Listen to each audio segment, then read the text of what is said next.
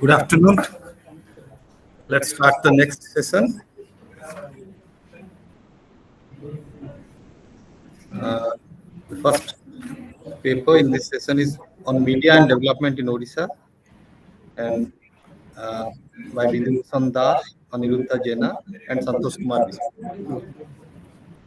15 minutes. Yes. So, thank you very much. So thank you very much, the entire team of Odisha Economic Association. We'd like to convey our heartfelt gratitude to the association for accommodating and recognizing the much neglected discipline in the state of Odisha, communication media studies. So this is an humble attempt to critically evaluate both media and development from the perspective of media and communication within the state. So this we are sorry that one of our collaborators is not here because of some personal reasons, but I, along with Bidu from Kids School of Mass Communication, will take it forward. So before we start, we feel that it is important to contextualize the study in the larger scheme of things. So our chapter in particular tries to problematize the concept of media, both the definitional part of it as well as the functioning part of it, and the ways, the various ways through which it shapes the Odia identity, Odia culture, and Odia society at large. Nextly, this chapter tries to explore the relationship between media and development. We have adopted a particular theoretical frame for this chapter, which is called Media and Development Approach and Media for Development Approach by Lindsay Manuzo. So we'll try to explore that frame, will help us understand the intersections between media and development. Next, we would like to historicize both media and development in the state while trying to engage with the interplay between media and development, how media in so many ways tries to communicate development, and we also try to trace the genealogy of development within the sector of media. Then lastly, we'll try to contribute a deeper understanding of the larger role of media in the development of the state, while providing critical insights how media in so many ways also contributes to policy making in the state. So primarily we have adopted 4 theoretical frameworks. Using these frames, we have tried to conceptualize, add value to the conceptual clarity of this particular chapter. So first one is Mass Media and National Development by Wilbur Schramm. This is a very seminal work in the field of media and communication studies, which tries to juxtapose the role that media plays in the overall development of a society. So this is not just to do with the kind of role it plays by providing or addressing the critical information communication needs of the society, but also how it as a self-proclaimed fourth estate of the society, how it adds value to the overall governance, overall growth and development of the society at large. Next one, which I just mentioned in the previous slide, which is about media development and media for development approach by Lindsay Manuzo. So this particular approach helps us in understanding how media is playing an active role in fostering the development process. Then this is for media for development approach, that how media is playing a catalytic role in ensuring that development or the positive spirit of development is maintained in the state. The other part of this particular frame is media development, which is about understanding how media as a sector or media as an institution is growing from various facets and stuff. Then the next one is very important in the construction, and which is about the construction of community, which is like how media in so many ways also forced a larger identity or larger community. For example, if you take into account the colonial regime of Odisha before 1936, Odisha was never recognized as individual entity. It was dissected into 3 different administrative units. Cuttack province was under the Bengal presidency, then Ganjam and Koraput were under the Madras presidency, and Sambalpur and the western Odisha part was under the central provinces. So from that analysis itself, we get an idea that Odisha was never considered as a single unit. So in that kind of a fragmented understanding of history, it is the media which played a very pivotal role in forging a greater sense of solidarity among Odias. In that kind of a situation, Utkal Deepika, the first Odia Delhi in the state, which was published by um Gauri Shankar Rai in 1866, August 4th, it tried to bring along the fragmented parts of Odia speaking region, Odia speaking localities, and it forced a sense of greater Odia solidarity, which resulted in consolidating the Odia identity. So, press very much like what it did in the West, particularly in the US, which doesn't have a civilizational history. It is primarily considered as a settlement society where people from this corner or that corner of the globe coming here and forging a sense of community through press. So press and particular newspaper in so many ways try to forge a greater sense of identity and community. So from that perspective, we largely borrow from this very idea of media and how it constructs community. Then it is also important for our part, since it is a contribution to the vision document. So we realize that it is important to also give a historical the trajectory, to trace the trajectory of media development in the state. So that is why we say we believe that it is very important to develop a social history of media as a concept, both definitional as well as functional understanding of the media within the state. These are primarily the four theoretical frames we have used for this chapter. Moving forward, it is important for us to focus and highlight the historical realities and see them how the contemporary scenes have evolved over a period of time. So first thing as part of this section is to understand the political economy of media, who gets to control media, or what is being conceived as media in Odisha. So whether it is being, when it comes to media and power, whether power is concentrated in the hands of few people like the Patnaiks or the Samantas or the Pandas, the Mangarats, and so on and so forth. I don't want to name them. So it is very important to understand the political economy of media. Whether when you say media, whether it is actually addressing the critical information and communication needs of the state, or is it or it is actually working as image making machine for their commanders and stuff. So that is why political economy of media is very important in this paper, in this chapter. Then I've already addressed the issue of why it is important for media to act as a real medium to address critical information communication needs of the ODs. Then we also try to locate media and its role in nation building, or like what I just talked about in the previous slide, in forging greater sense of solidarity. So how some of the initial the very evolution of media in Odisha has immensely contributed to the construction of Odia identity itself. So media and nation building in so many ways also contributes to that section.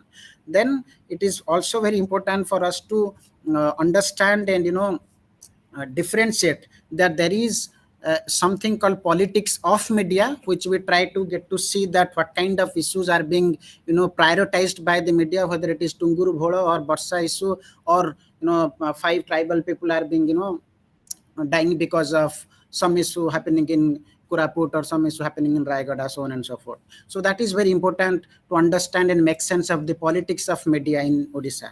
Also, other than that, what is very important, that the politics which is happening in media in terms of ownership, in terms of the framework they're using in order to communicate with the masses at large. Then in that kind of a context, it is very important to problematize the very idea of what is media.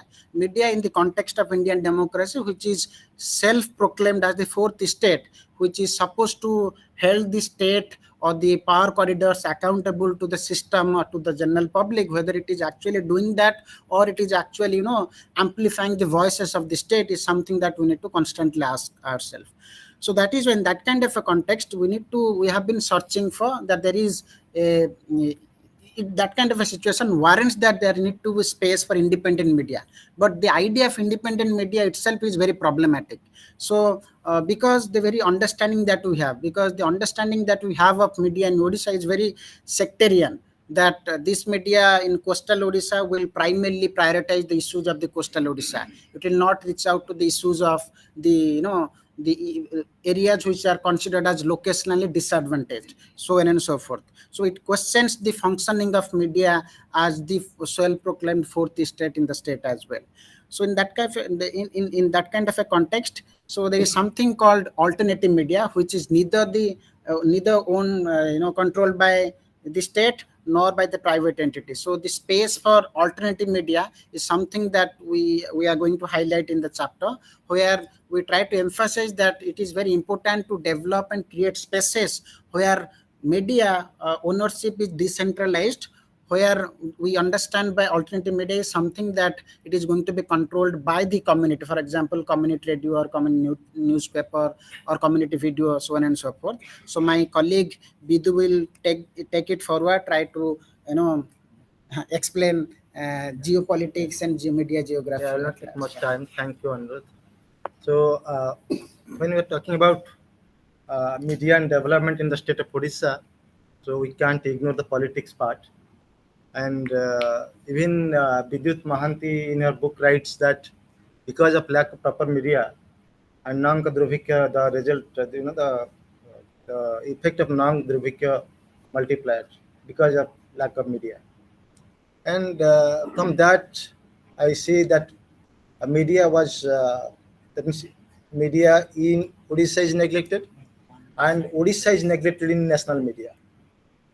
So if you look at the politics of Odisha, this map depicts that how the people, the leaders from coastal have governed the state.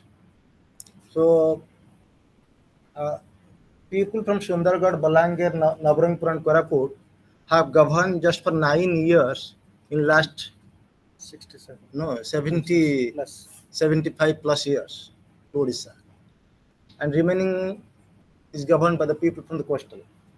And the same in case of if you look at the media geography of the state. I have just done this exercise this morning sitting here. I have taken four leading newspapers, ODA newspapers, Samaj, Sambad, Dharitri, and Prameya. If you look at their editions, it's very clearly visible that most of the days, in case of Samaj, you see Balashore, Jajpur, Katak, Bhubaneswar, Barampur, coastal, and Raigada, Jaipur, Shambalpur, Aurkela, western and southern. In the same case of Shambad, Dharitri, and Prameya. And the same happens in case of all the media. And if you look at the television channel, most of the television channels are in Bhubaneswar. They may have either a district correspondent or a stranger in a state, sorry, in a district. So that's the situation. For that reason, we are getting the news like Barsha Anubhav or Tuguru Bhalo or something like that, which is nonsense really for us. And in this condition, there are such cases which can be highlighted. There are a few recent cases. As Anirudh pointed out that uh, uh, community radio is coming up. In fact, we both did PhD on community radio. I did PhD from Tata Institute of Social Science on community radio, and Anirudh did from University of Hyderabad on community radio. But when I did PhD in community radio, there was no community radio in Odisha. So I went to Bundelkhand to do my fieldwork.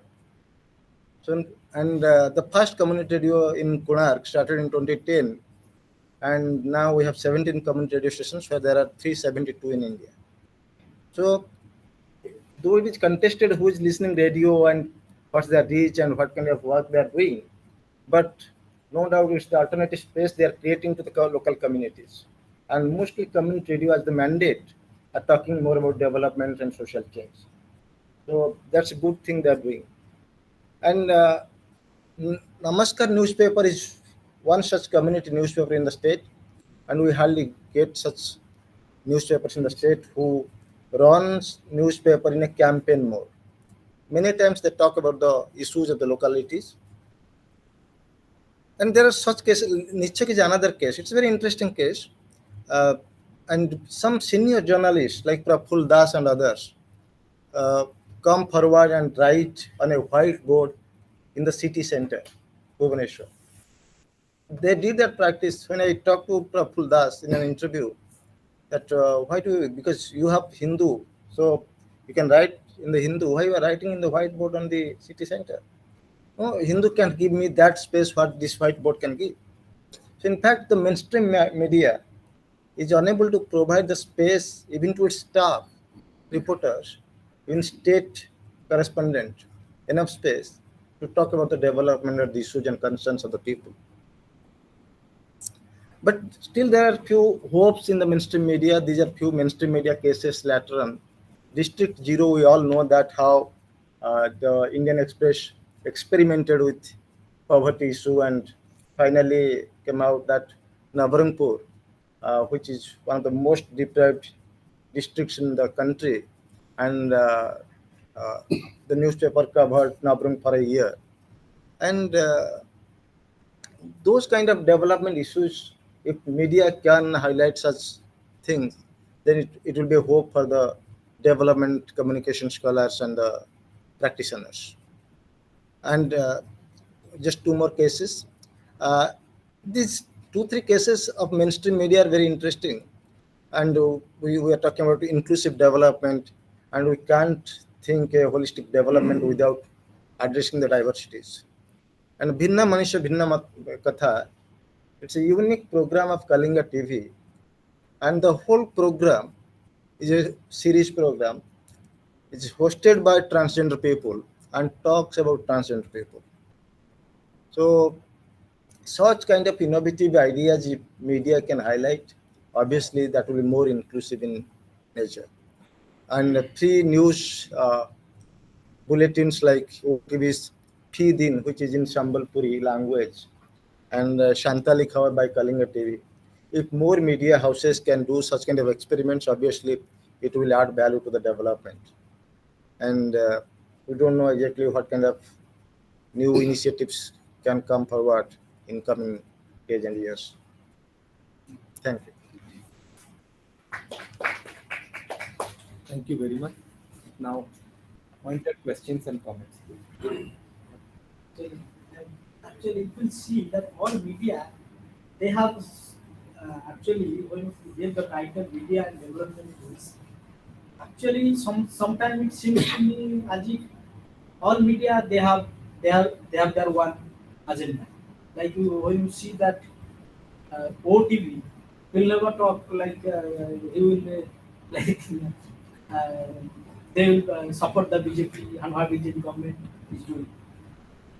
Like your calling the TV is BJD dominated. So in that, if the media is maximum, like even if you see in center, all media are like BJP dominated. That people at that side they're telling go the media. So in that case, how the media can play important role for development? That is my simple question. You wanna go first? I have also few questions. Sure, sir. Okay. A really fascinating presentation and the framework that you use actually to analyze, but you don't analyze. So that is where I feel little disturbed. But it's very good framework. I have few pointed questions.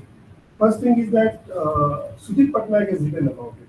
Whom does media serve in Odisha, right? 2014 Very fascinating article. that Yeah. gives that throws light into the history, the making of Indian media, Odisha media, and how it has Yeah. actually subverted with the changing power dynamics in Odisha. So I think in this analysis, since we have done a bit of regional analysis, three important points to my understanding should have been incorporated in future perhaps. One, whom does media serve in India? That is a political question, and that could have been analyzed by taking some cases, content analysis, stuff like that. How different issues have been reported over the time, especially critical issues. Second, the composition of media in Odisha. Who runs the media, for example? People on the party lines, like ODB talking for BJP or somebody else or something else. That happens all the time. Otherwise, they won't run. So, but what is the composition of it? Who gets chance to tell the story? Okay, what is the caste composition? What is the regional composition of those media?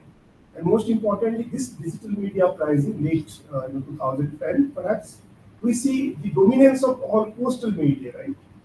Not even like when region wise there is a huge disparity. Mhm. This is second thing.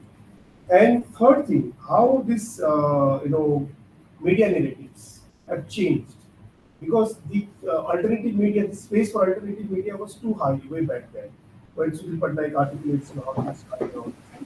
But lately we see more or less all the media converging to one point, and they don't want to bully the powerful people. They don't want to ask critical questions. So this is three. And last thing, but in a very different manner. It is not that in Odisha media didn't to address or reported some of the critical questions. That is what exactly John Rees and about Odisha. Even despite good media and all these things, but despite all these things, the powerful elite had overlooked or they are indifferent about development. Why does that happen? Why media is not able to influence? Media has not influenced. So it has not actually able to sensitize these. Why we are still doing that? So these are some of the things I believe would have been really, really interesting to see. Yeah.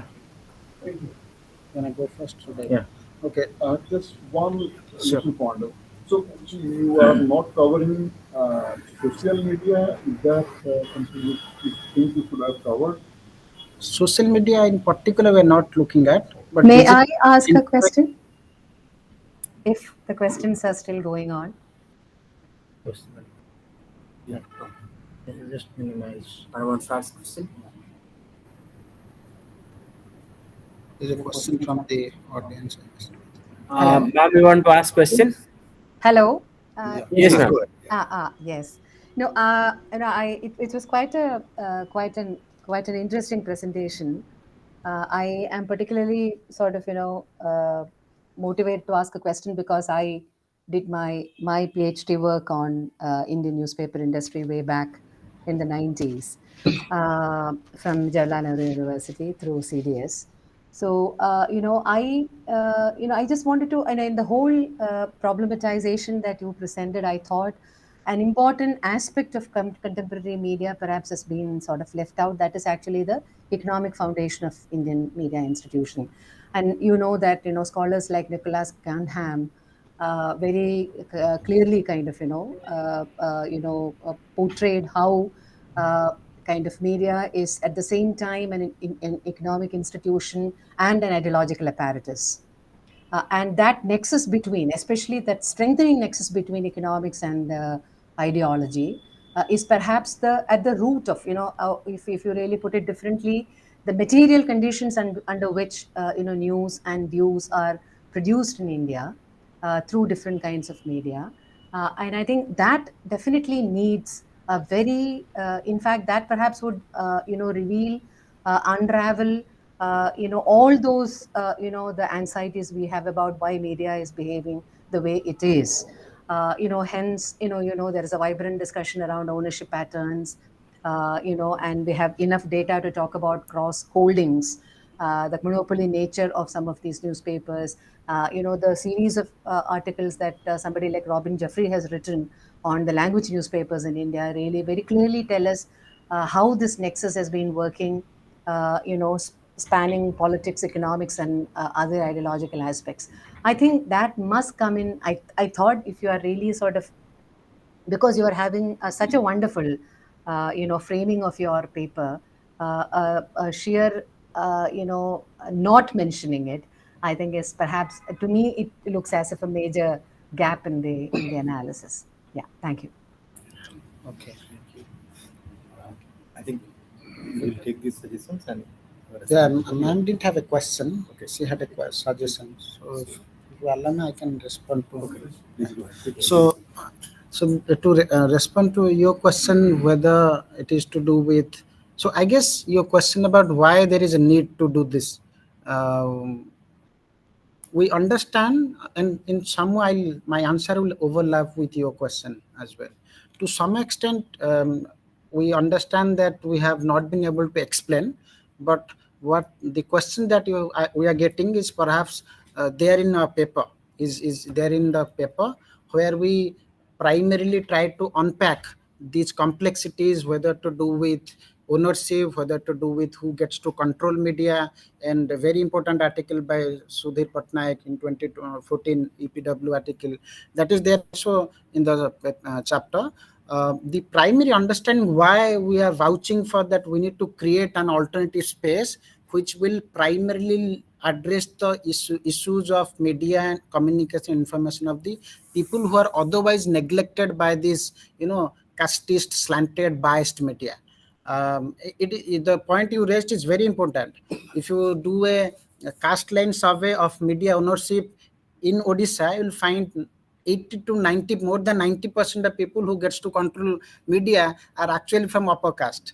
And so ultimately, if the editor is from upper caste community and the overall structure of media working infrastructure are primarily the labor is coming from upper caste. So eventually the kind of issues that are getting represented in media across platform, whether it is social media, digital media, or print or television, is something which is going to get a very it will be very unequal. It will not very democratic, participatory, critical in that way. That is why we have been vouching for that. It is essential to create a space for free media, independent media like Sudhir Patnaik's own media, Samadrushti, Madhyantar, Samarendra, Felix Patel's media back in early 2000s in Niyamagiri. So creating avenues and spaces for this kind of media will ultimately, if not fully address the issue of media diversity issues and questions of media diversity and media negligence, is something that we have been trying to highlight through this I mean, chapter. just one second. Actually, very good point. I mean, what actually this was suggestion. Yeah. Because this is a historical Yeah. text, perhaps next after Sudhir Patnaik's work. Yeah. There is a big gap in between. No, recently I wrote a piece I on mean, it. like Yeah. special article, research article. I don't know about it much. Yeah, it's a special article. No, I wrote a full-length article which recently got published 2 months back. It's on media neglect of Odisha and Assam, particularly when it comes to disasters. So if you do, I'm just talking about historical understanding. Yeah. Just for last point, just adding to this people's media, right? yeah, Because media is also, I mean, obviously, we have to be innovative. Innovative is something that Sun said. It's really interesting. But then the media which has tried to challenge the structure and the politics, like for example, Derna, Vikalpa, which are from Burger, right? These are very important media. these are alternative media. That's Yeah, what we are alternative saying. media. No, yeah. Janavadi. These are like very important media. Yeah. So it created a lot of kind of the political ripple in those days. Yeah. So I mean, it would be really great to see that thing also getting It's mentioned. it's there. It's there very much. Yeah. Maybe if there is a possibility, then if you can take a 15 days or 30 days time frame and then see the issues highlighted by the mainstream media with the alternative media in the same period. That could be a good example, to see that where the priority lies and whether there is an overlap between these two. Thank you. Excellent suggestion. Thank you so much. Thank you so much. Very good presentation. Yeah. Let's outline. Let's go there.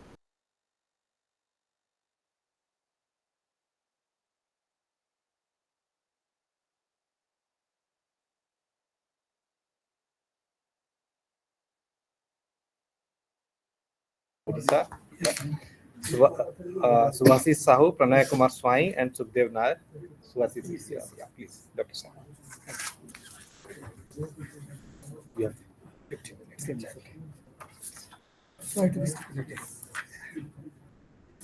Will you come here? No, you sit there. Okay. Will be better. You can come this side and you can go. This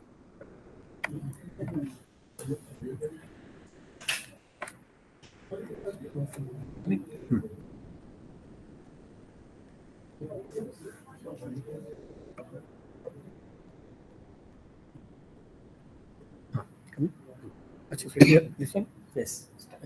Right. Okay. Silence. Well, good afternoon, everyone. Let me thank Professor Deepak Mishra of JNU. My best, I think, a bunch of thanks go to Dr. my friend, Amarendra Das, for the kind invitation and opportunity to be part of Odisha Economic Association's Odisha Vision 2036. Well, at the very outset, let me tell you, one of this has been a collaborative product, a collaborative piece, okay, which you guys see on the projector. That one of the authors, Professor Naik, who's been entangled with his father's ill health, hence not around, and another author, Dr. Swai, who is actually on a part of NICER, even he is on his post-surgery recovery path. So now, so I'm actually I can say that part of the crowd and the loner. So by training, let me tell you, all three of us have been sociologists, right? So among the economists, we find or we look at ourselves that as non-economists, we would like to slice up the evolving social context of Odisha into 5 sections. So these are the 5 sections. Okay, That means 5 sections of our chapter. So to begin with, we are asking a question, the larger question of justice, locating within social and political movements during pre-colonial, colonial, even in a post-colonial Odisha. I think this has been talked of for past a day and a half. So I'm not getting into the details of it, just touching upon. Followed by section 2 of the chapter, that how language could be seen as a cultural capital, and then technology and human values, and the fourth section talking of social relations, whether we are looking at the social relations in terms of reproduction, or it's been changing over a period of time, and ending massification of higher education.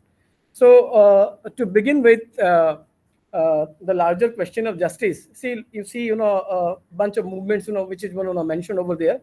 So I'm not getting into the movements. So what we see, into all these movements, if you look at all these uprisings or rebellions or movements, in colonial Odisha, then you find that they were both, an event, and B, a process. So the rebels, if you look at all these, revolts or rebels, uprisings, so you find that these rebels, their actions showed resistance to the imposition of colonial, particularly tenurial policies, which has already been pointed out by in the forenoon session, Professor Amarendu, I think Jyotishi, if I'm pronouncing correctly.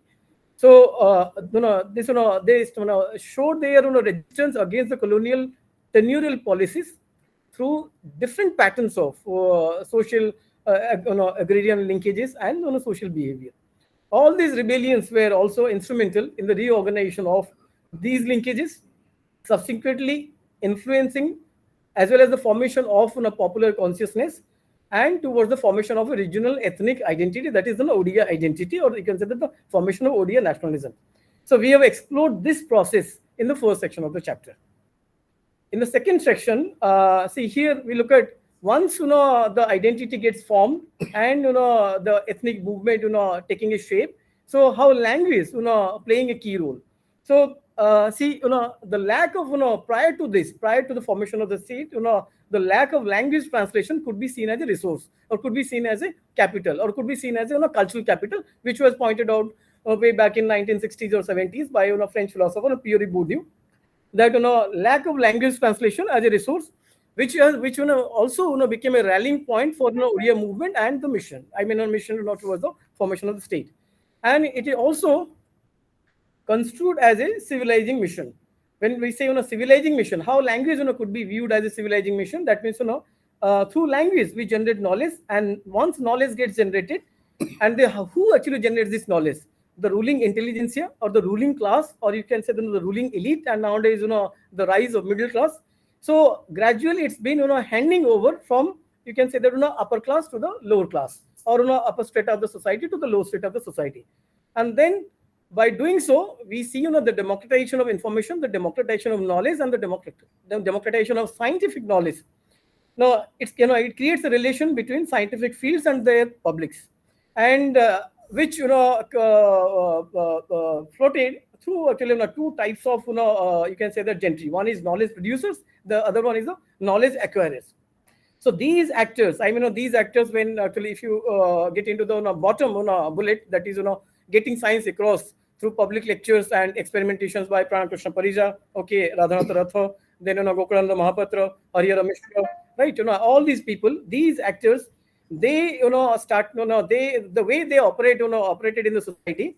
So we find that there was certain strategies, and we call it discursive strategies. And how actually one does look at the discursive strategy in terms of three ways. Number one, that interpreter. That means all these ODI actors, they played as an interpreter in terms of seeking neutrality, seeking objectivity, seeking, and the second, that promoter in terms of seeking audience relation, connecting themselves with the audience, and the final playing as an observer role in terms of desiring evaluation.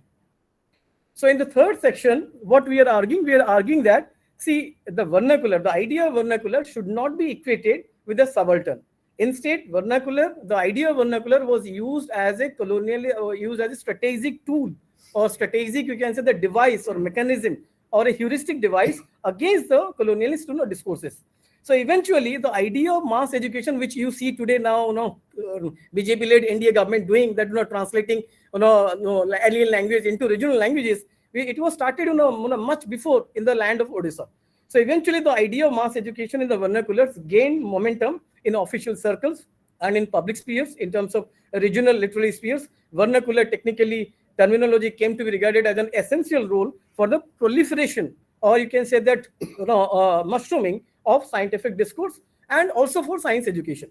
So even we could see the glossary, the idea of glossary, that also came up during this point of time, and the glossaries which became the source of list of different terms or terminology, held out the hope of bringing into being the authors and the readers of a vernacular science literate public. So this is continuing that part of the key, third section. See, we could see how the changing structure of democratization of information in Odia society, 1900 to 2000. So rest of the period was actually yet to be analyzed. So 50 years gap, you could see how three actors played you can say that a significant role: scientists, journalists, science writers, you can say that on public affairs. And see, this is a model which is we are actually in the process of applying into the work. That when we say exoteric, exoteric means where knowledge is very much available public could access. Esoteric, which is rahasya, which is actually meant for special knowledge, specialized knowledge or specialized interest for certain public. So let us get into the you can say that other section where we'll link how the idea of knowledge connected with the market. So the classical example, which is an empirical study, and we have conducted this empirical study. See, what we see, what we argue that when we talk about methodology, methodology cannot be a facile one. See, we have the advantage of living in a time of rapid social transformation, and we are living in a society which is making its transition from capitalist society, where however retaining feudal tradition, which was pointed out yesterday during the inaugural session by the Daritri group editor Tathagat Satpathy. Though we are into capitalist society, but retaining feudal tradition. So here comes the question of methodology, namely how we understand the society, how we understand the circumstances, how we interpret it. So feminists in the West, let me give you an example. Feminists in the West talk of reproductive rights in terms of you can say that abortion rights. When you actually come to India and also come to Odia society, there we see placing high value or high cultural value into actually in the case of fertility, which was also implicit during Amarendra's presentation. That fertility is a boon, fertility is a capital, fertility should be highly regarded. So women gain actually why? Because women gain prestige and attain status in motherhood, especially mother of sons. See, this has been applied in the field also. See, there I'm not getting into the data part. See, what we find, the gender burden of the inclusion criteria for women in this study twofold. One is being married, and another women who've been undergoing reproductive technology treatment for the past 5 years at least. So the gender burden of infertility, which is particularly pronounced for female, but male factor also accounts for infertility. Of course, the inclusion of men's views would add value to our analysis, but it actually no male came forward to be part of the study. However, male infertility remains invisible in most societies, including Odia society, because it is among the most stigmatizing of all male health conditions. Further, the non-participant nature of men during interviews can be conflicted with sexuality and impotency, as both disrupt to prove one's virility, you can say that paternity, as well as the manhood or the male, whatever you call it. The age of women in the study, study ranged from 19 to 43 years. 70% of women were between 22 and 28 years of age, while 35% women they found to be high school educated. Of the 40 treatment seekers, women treatment seekers, 21 belong to upper caste, and 10 belong to middle caste, and remaining 9 belong to the lower caste. What we got? Several important issues such as the sociology of motherhood, the idea of freedom and the idea of choice, the notion of body and the notion of reproductive right and regulation, how they've been related to assisted reproductive technology treatment in the state of Odisha. It has been explained in this section. Yes. So it was found that pro-natalist societies, say Odisha, like India, Odisha is also a pro-natalist society where we favor in terms of favor towards the fertility rather than infertility. So pro-natalist societies like Odisha, where fertility is not just social security reasons, but because it got symbolic meaning. In an era of scientific advancement of assisted reproductive technology, it reaffirms the conventional understandings of motherhood and hence contributes to the strengthening of heteropatriarchy or the heteropatriarchy norms. Through interviewing users and providers and visiting them at their clinics and hospitals, it was observed that ODA rhetoric revolves, or ODA idiom revolves around sentiments of moksha or salvation when you are fertile, and sentiments which see the promise of assisted reproductive technology in near millennial, or you can say by 2036 and 2050 also, which offered by a language of H and H, hype and hope. Further, reproductive choices through reproductive technology valued highly by ODA women, for whom the sum total of benefits, in this case the fertile identity and the status in the family involved in technological intervention, were greater than the cost. This is pure economics. It leaves open the possibility that some may lose while others may get benefit or gains, promising only that the magnitude of the benefit will be greater. For the first time, reproduction is undergoing drastic change where technology is a factor of social change. See, let us get into the other section that is called social relations. See, today I attended morning onwards. I have been listening. See, there is politics, which is multi-party, multi-party competition, elections, charismatic and strong authoritarian leaders, in the state of Odisha, what we have witnessed so far.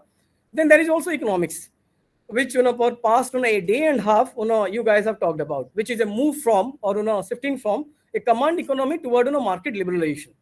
Then there is society, which is the turning off, or which is the center of social relations. I think that's very important as a sociologist and should not be ignored, because Odisha is a deeply hierarchical society, what the French sociologist Louis Dumont calls homo hierarchicus, because the caste system is without question undoubtedly the most sophisticated form and diabolical form of social exclusion and practiced in a subtle fashion in our state.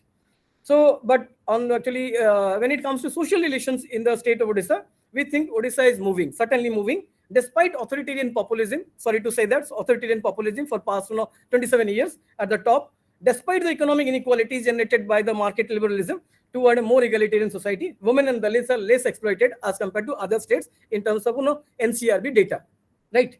So women and Dalits are asserting themselves more than at any point in human history of Odia society, which is why we are now also witnessing an upper caste patriarchal backlash against the bottom strata of the society. We think this is something that's going on beyond politics and economics. Coming to the concluding part, the central thing we would like to say is that Odisha moves at multiple levels and there is progress on one sphere and regression in another sphere. Of course, economic growth, reduction of poverty, technological modernization is one aspect of modernity, but also we should focus on social emancipation, where we are lagging a bit. We would like to emphasize two things which are happening in modern Odisha today, which are on the optimistic side also. One is there is a steady delinking of caste from occupation and the stranglehold of the caste system over what young people do. That means now the idea of choice gradually prevailing in the state of Odisha. If your father was a carpenter, you don't need to be a carpenter. There is also a steady delinking of family from matrimonial affairs. With every single year, more young women, they are freer to choose their partners or romantic partners. It's true. In fact, data shows that National Council of Applied Economic Research data shows that, even ISD data also show that 80% people, they still are into arranged marriages or marriage fixed by the family, whereas 100% are yet to be fixed by that marriage by choice. So the curve is moving toward more autonomy and the individual freedom for oppressed caste, bottom strata of the society in Odisha, and also for women. Very slowly, painfully, you can say that. We think it's also part of modernity, and we think that is also part of the ODA journey. I think here I may buy Professor Deepak Mishra's argument that somewhere it boils down to caste class analysis. Let me stop here and then collect some feedbacks and comments, and then we can talk of how peace and prosperity and development could be linked with the idea of ideology and faith, because this is the land of the Jagannath, of the cult of Jagannath, how it's been pacifying. Okay, so thank you very much for your patient hearing. Thank you. Pointed questions, observations, quickly, please.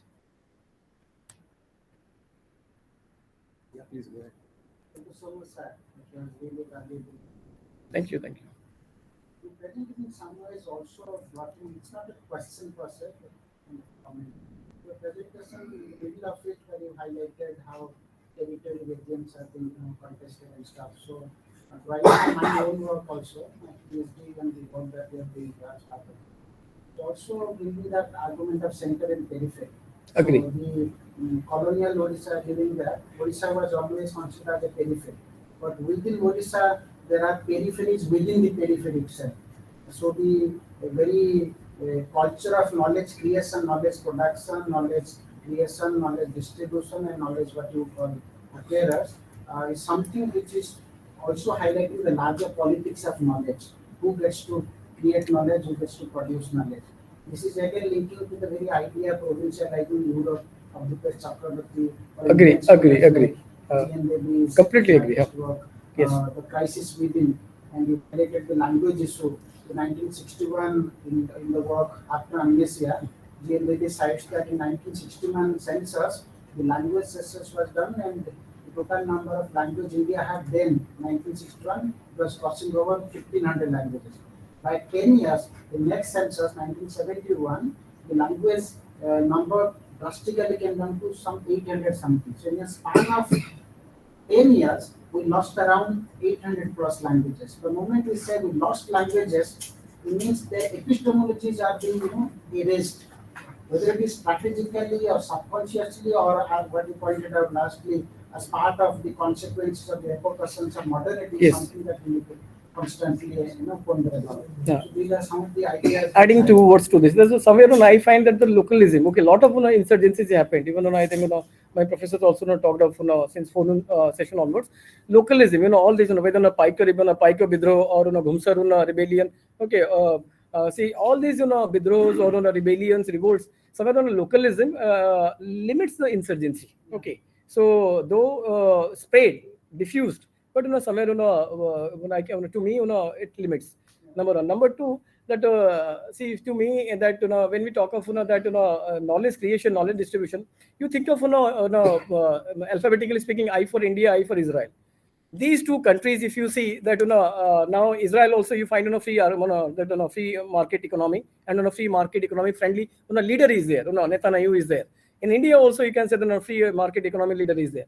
So somewhere I find that being a sociologist, say there are two issues important. Say peace, prosperity, and development. How much knowledge you create, or the point is how are you going to distribute and disseminate. So the peace, prosperity, and development. These three notions of Trinity somewhere link with the idea of faith and ideology. Why? Because to us there are two issues. One is emotive issues. The other one is real life issues. Emotive issues that religion, your caste, okay, your nationalism, which is now you see in our country. Okay, so people are more connected with this rather than real life issues, which my you can say economists they've been talking of poverty, or you can price inflation, or you can say that low unemployment. So these are the real life issues. The emotive issues that they are hot buttons, but the real life issues are slippery buttons. So somewhere here I find, though you call India as the startup society, now Odisha actually entering into the same zone, that startup, the land of startups. But somewhere see I find more emotive rather than real life issues. Real life issues, so some I do not know how to look at it. I think my friend, economics friend, they would have better answer for this. Thank you. Please, sir. Please. Yeah. Just And a like, minute. still Just like 1 second. not able to find, not able to connect the dots actually. The way you had started, then gender, and then applying that knowledge. I'm not able to actually really make up my mind that how to all these two together. That is one thing. This way you can connect. This is the line of inquiry. Yeah. So I'm restricting. I'm defining. So not I, rather than we. Actually, we are on a. This is broader. As you, few So I okay. got it, like all these It's a broader notion, wider notion. We are limiting to this. Otherwise, it would be reiterative, as you know. No, I got it. But I just, this is for my thing. I can connect it. It might be it is written down. Yes. Please. Most So welcome. there are two things, empirical facts. I don't comment on the methodology, but the statement that you made, that NCRB data shows that the average, all India average, Yes.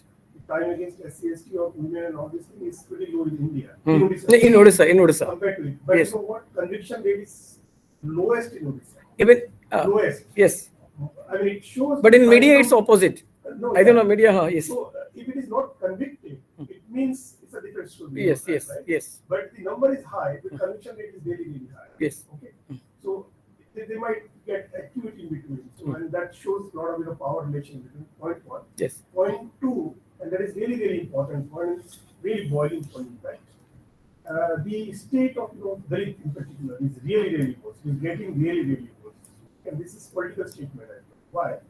In last 4-5 years, especially after 2010, we see series of inhuman, cruel human rights violation against the race.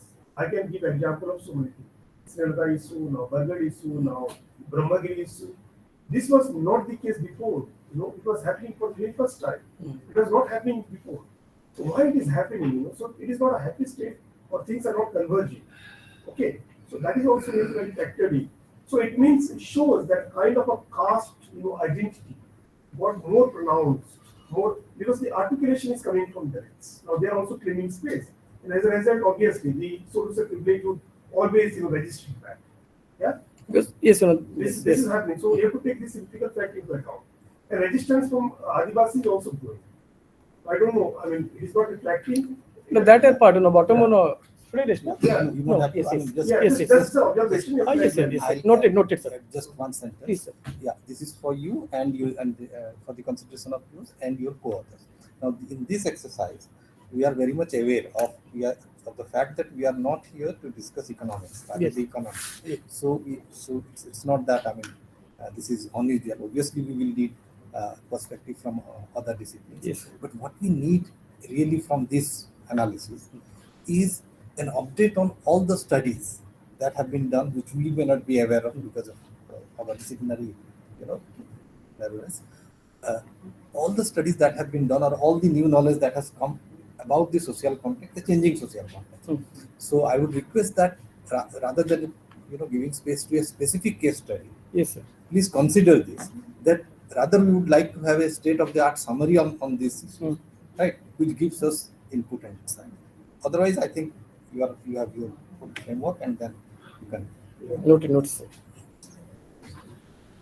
If there was a time, this thing I am not. So I also was wondering, Please, like sir. for instance, this whole science communication, like Yes, yes. promoted by certain individuals, and I think so. There was a particular epoch of certain, let's say, time when these things, the society probably was positively. You were involved, sir, And right now, if you see, for instance, you take the case of Nikhil Patnaik, for instance. Nikhil Patnaik, Srujanika. So who is essentially reproducing this in the digital Yes, form, but yes. then he is facing a huge protest from the state. True. So in fact, the state is not at all. Since state got happy. its own academy, Odisha Vigyan Academy. Yes. Yeah. And actually, what I'm trying to say is whether the state is disturbed today, that as more and more democratizing knowledge, information is once that attempt is made, in initial phases, yes. When Panakrishna Parida was doing, he thought it's an individual case. Yes. You felt very proud of the ODIA scientists. But when Nikhil Patnaik does it, because he actually makes it available to everyone, True. so the state actually is little worried. Whether They are corroborating almost or contradicting, banned sir. from entering into the archives, so that he would know. So I'm saying, so there is also Yeah, this is a kind of valid point. reaction from Yes, sir. the state to such initiatives. Yes. No, sir. It's a valid point. Yes. Because we started with question of social justice thing. But what is happening to social justice now? I mean, that's the point. Because we have to. No, just sir, this is Again, Thank you very much. slightly, like my feeling Please, is that Because you like the initial discussion that we had from this, our expectations. A lot from of things this are there chapter. due to time So do you constraints. feel we are like fulfilling this? Yes. That is more. Are we in the right path, right track, right direction? Honestly, I have my reservations, Please. but then it's up to. No, I think we but should at least discuss that. let me share my concern. Please.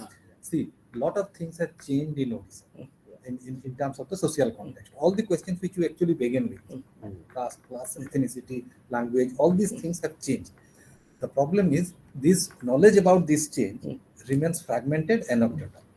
We would like a summary of the studies which have been done in these things, so which tells us, and we are not looking for quantitative evidence of the kind. We are basically looking for what is written in dissertations in anthropology or in papers in anthropology, sociology, lot of work has been done. So from those, can we say some broad generalizations? Can we get some broad generalizations? You know, for example, for example, the thing, it's not the fact that there are less number of cases or more number of cases is a factual thing. Okay, that we can all cross check.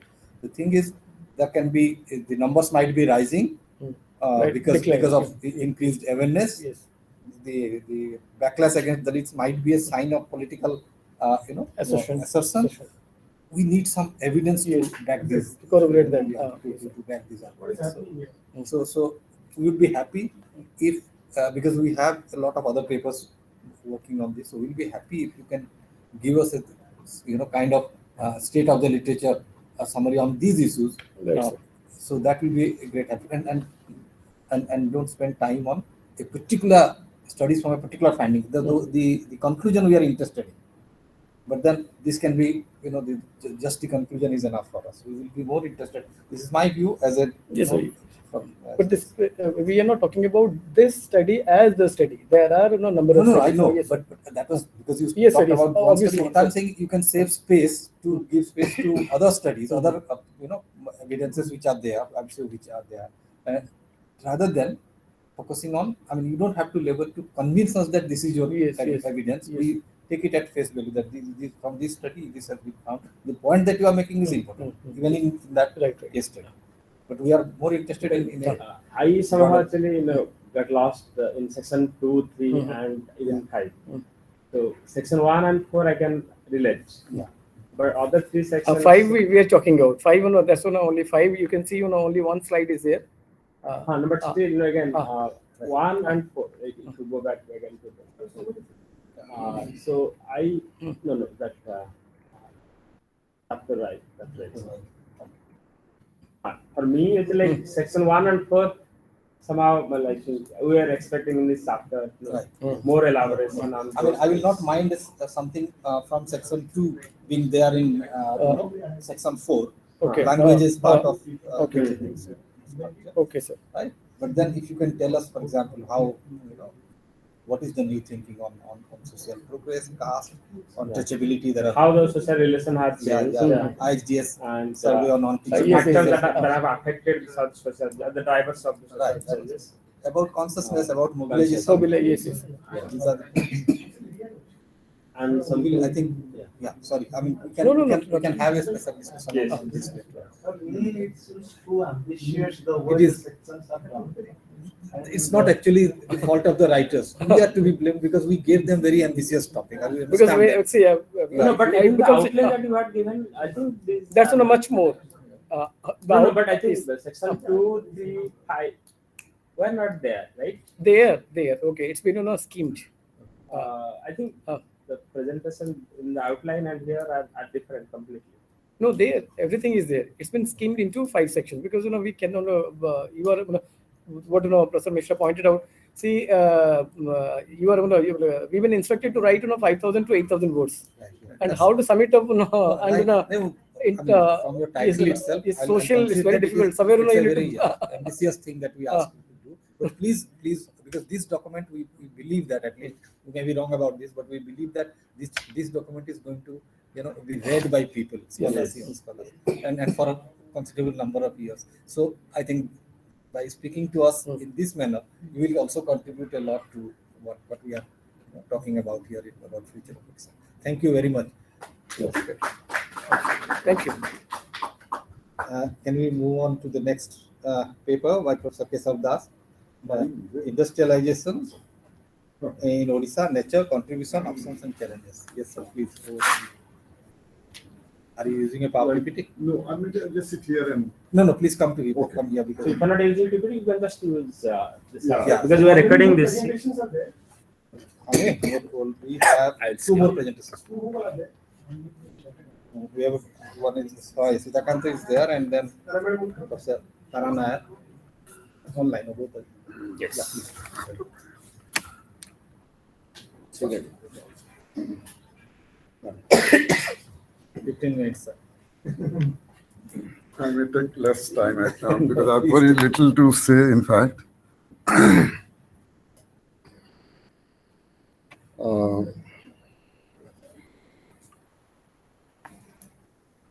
Thank you again for this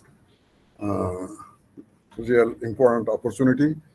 I must also submit that, I mean, this is something which again, I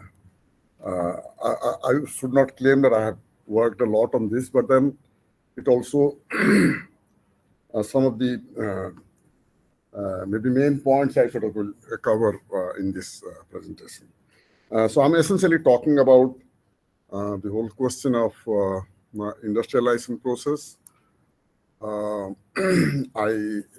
in my first earlier presentation, I sort of somewhere touched upon almost some parts of the colonial period, so leading up to 1948, when I was trying to show that the more dominant large enterprises were actually largely sort of based on certain kinds of natural resources like the rice mills, the dal mills, and some of the modern sectors like printing presses, for instance, and so repair service. So by the time we were into, let's say, the kind of the independent period, so despite having a lot of resources, particularly natural resources, mineral resources, we, for a long time, that is, if you see up to, let's say, from 1965 onwards, since when actually the annual survey of industries data is sort of more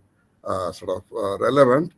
So from much of the 1960s, 70s, 80s, our industrial contribution to the net value addition at the national level was not even 2%. Actually, it was about 1.6 to 1.7%. By that, what we are trying to suggest that even when you had a sort of fairly large resource base, so the value addition probably was, and this was happening all through. And very interestingly and very quickly, let me also point out that way back in 1948, so it was the Japanese government. In fact, this is something which many wouldn't probably know.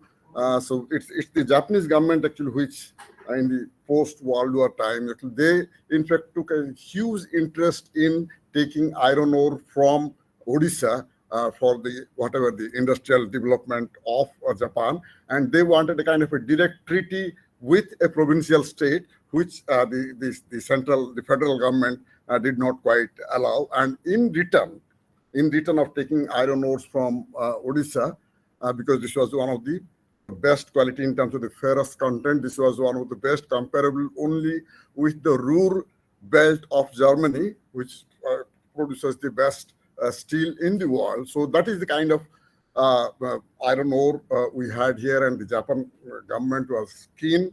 But then in return, they wanted to actually invest heavily in a variety of infrastructure, whether it is roads, whether it's schools, whether it is hospitals. And in fact, there is a huge document, almost this thick document in the Odisha Mining Corporation library, which I happened to see during my doctoral work. So that gives details about what all investments they would make in Odisha in return for the iron ore. So, and there are several global consulting companies, and also much later the Dastur company, as you must be knowing. So there's a lot of interest in building what you call this, particularly the steel-based industry, because we also had a huge resource of manganese and coal apart from the iron ore that we had. So this interest in mineral-based or mineral-centric industrialization, whether you call it extractive industries in current times, so this interest was very much there, and the state actually tried to promote this for a long time. But in the process, what has happened? So there is a certain phase, like if you take, let's say, something like from 1960s or 1950s till almost 1990s. If you see the information, then you find that there has been the huge what you call the federal political play, or the competitive federal politics, which played in such a manner that even despite having like some of the 33 the best steel making locations in the country, of the 33 that were listed, the top 6 were in fact in Odisha. So that was the kind of a techno-economic possibilities that we had. But then because of the federal polity, so there is a lot of sort of pressure from other competing states, whether it is Andhra, Karnataka, whether it is West Bengal. So much of this central investment could not come in. So that is one sort of story. Whether extractive industries might have changed the fate of the state is a different story, but it definitely did not quite sort of. It was not allowed by the political the sort of lack of political articulation by the state. So that is one part of the state. Then once you sort of move into the new liberal phase, when we are sort of like opening up the economy, so it is all sort of free for everyone, and even the mineral development policy that has also now favored that you could actually, any private party, whether domestic or foreign, could actually invest in mineral based industries here. And then in between, as you are sort of obsessed with the mineral based development, we also had a very sort of very humbling data for us, sort of information saying that the capital output ratio remained very high, the capital intensity remained very high. That means all through, even whatever like investment we made in the mineral sector, our sort of productivity, the labor productivity and the capital productivity, both were actually very, very low. So with that, there is one sort of little phase about which already some discussion has been made. In the 1980, so it is the J.B. Patnaik who sort of came up with this grand idea of that 1,000 industries. Actually, should not be called industries, 1,000 enterprises. It's a people often mix up enterprise with industry. So 1,000 enterprises in 1,000 days spending 1,000 crore of rupees. So that was kind of so that again sort of fed into this hype about sort of industry-led or capital-based industrialization. But one thing you may have to grant to that particular idea, that actually led to a lot of promotion of the small-scale industries. The 1,000 enterprises, you are not necessarily talking about the large enterprises. But even then, if you sort of see the data from the 80s till 1990, so there has been actually an increase in the number of smaller enterprises in the state. But then if you sort of go by the districts, again, you'll find that the districts that which sort of fall in the broadly in the KVK region, for instance, or certain southern part of Odisha, for instance. So these were also the states which did not, in fact, most of the enterprises were located in the coastal districts. And the other thing which really got completely sidelined, and which was also to do not just with the state policy, but also part of the second 5-year plan, in which we made a lot of emphasis on promoting the heavy industries. So in that, in Odisha particularly, so we completely lost out on promoting the rural enterprises. The entire craft-based, the artisan-centric, the rural enterprise base that we had, we sort of practically destroyed that base, whether it was the J.B. Patnaik's 1,000 enterprise slogan, or whether it was the state's obsession with mineral-based industries. So we definitely destroyed the small enterprise base, particularly in the rural areas. Why I'm sort of emphasizing on that, there have been several other Asian countries, forget about countries elsewhere, several Asian countries, whether it is Thailand, whether it is Malaysia, whether it is Philippines. So there are several such countries also in Latin America where, in fact, much of the industrial base has been created on how they have promoted their actually rural, so local enterprises using local resources, local skills, but then, and including even in China, like the whole, the idea about the town and village enterprises, for instance. I think our entire discourse on industrialization in Odisha, so while we were not able to actually sort of top the state till the 1990s in terms of like bringing in, let's say, heavy industry-based, heavy mineral-based industries here, or in the post-1990s when despite a large number of popular protests against the private capital which have been there, and the POSCO is just one small example of that. So with that, we still somewhere completely forgot to emphasize on what we could have done for the smaller enterprises. And if you see the examples of these Asian countries and many of the African countries, Latin American countries, they have in fact invested so much in sort of promoting what actually one area in which I do quite some work is the industrial clusters, and particularly in the rural areas. And they have been able not just only to sort of market only in the domestic sphere, they have been extremely successful even in the international markets, while they are sort of still focusing on the traditional goods. They're focusing on the traditional raw materials, and also based on the traditional knowledge. So I think for that, what we really needed, I think the entire industrialization story, if we want to know about Odisha, I think it is not a question of whether we have mineral, we are a rich state with poor people. I think that's a stupid statement to make. It is also equally stupid to say that people are not entrepreneurial in the state, these are the standard narratives that you hear.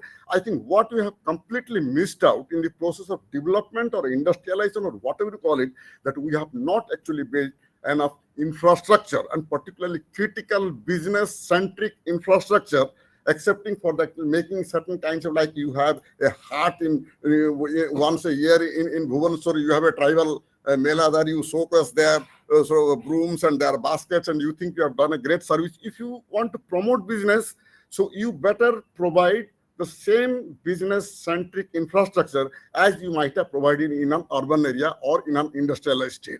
So whether it is electricity, access of electricity by the enterprises, not just the households, we have completely missed out on that. We have completely missed out on the sort of good road connectivity. In fact, the very 2021 data on the Pradhan Mantri Gram Sadak Yojana data that I was seeing, so we have actually covered only just about 10% of the total target we have. In fact, sort of that is the connectivity that we have created. And what we have completely missed out is what I sort of describe as endogenous transformation of economic space. By that, I'm trying to sort of indicate that when you're talking about not just in terms of like creating separate special economic zones, which are essentially meant for certain kinds of products, certain kinds of capital can be sort of, they can sort of work there, and it creates very little employment. So maybe we really need to rethink this whole idea about engaging the local population and sort of like rethinking what kind of infrastructure. I think the infrastructure should be the topmost priority. Then comes what kind of enterprises you want to actually build up. And unless we do that, we may still have a fairly large, something like close to 98 to 99% of the enterprises, which are sort of described as micro enterprises or which are largely home-based.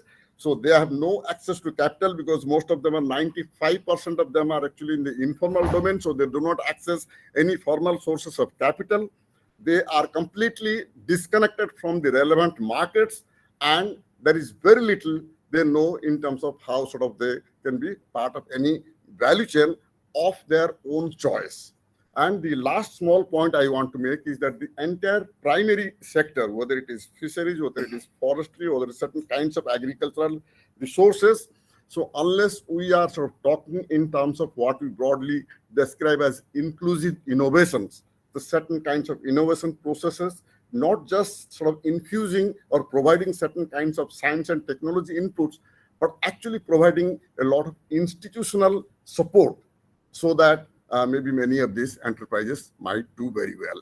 And in that, I'll give you one last little sort of example. Let me cite, can I just 1 minute? Let me cite a small example from Tripura to explain what I'm trying to say.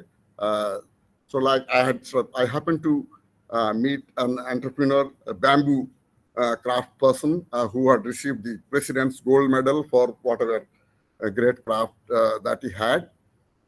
So one small issue when I discussed with him that when you have so much of supply, raw material supplies, bamboo is there, and you have the skill, so why this industry has not taken off as it has probably taken off in a country like Japan, for instance, like the entire bamboo-based craft sector is doing very, very well. So what he's suggesting that I need just one little machine or a motor which cost about 4,000 rupees and which in maybe 10 minutes time can make 1,000 slivers of a certain length and certain thickness. So that adds to the productivity, and that person is looking only for that much of investment so that the productivity improves and the quality of the final product improves, not to talk about the marketing support, etc.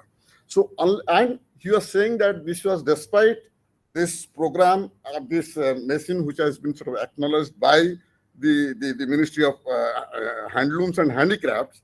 So the bank will not, because the bank has not been informed, so the bank will not give you a loan to buy that little motor to make these levers, which enhances the productivity of a local artisan.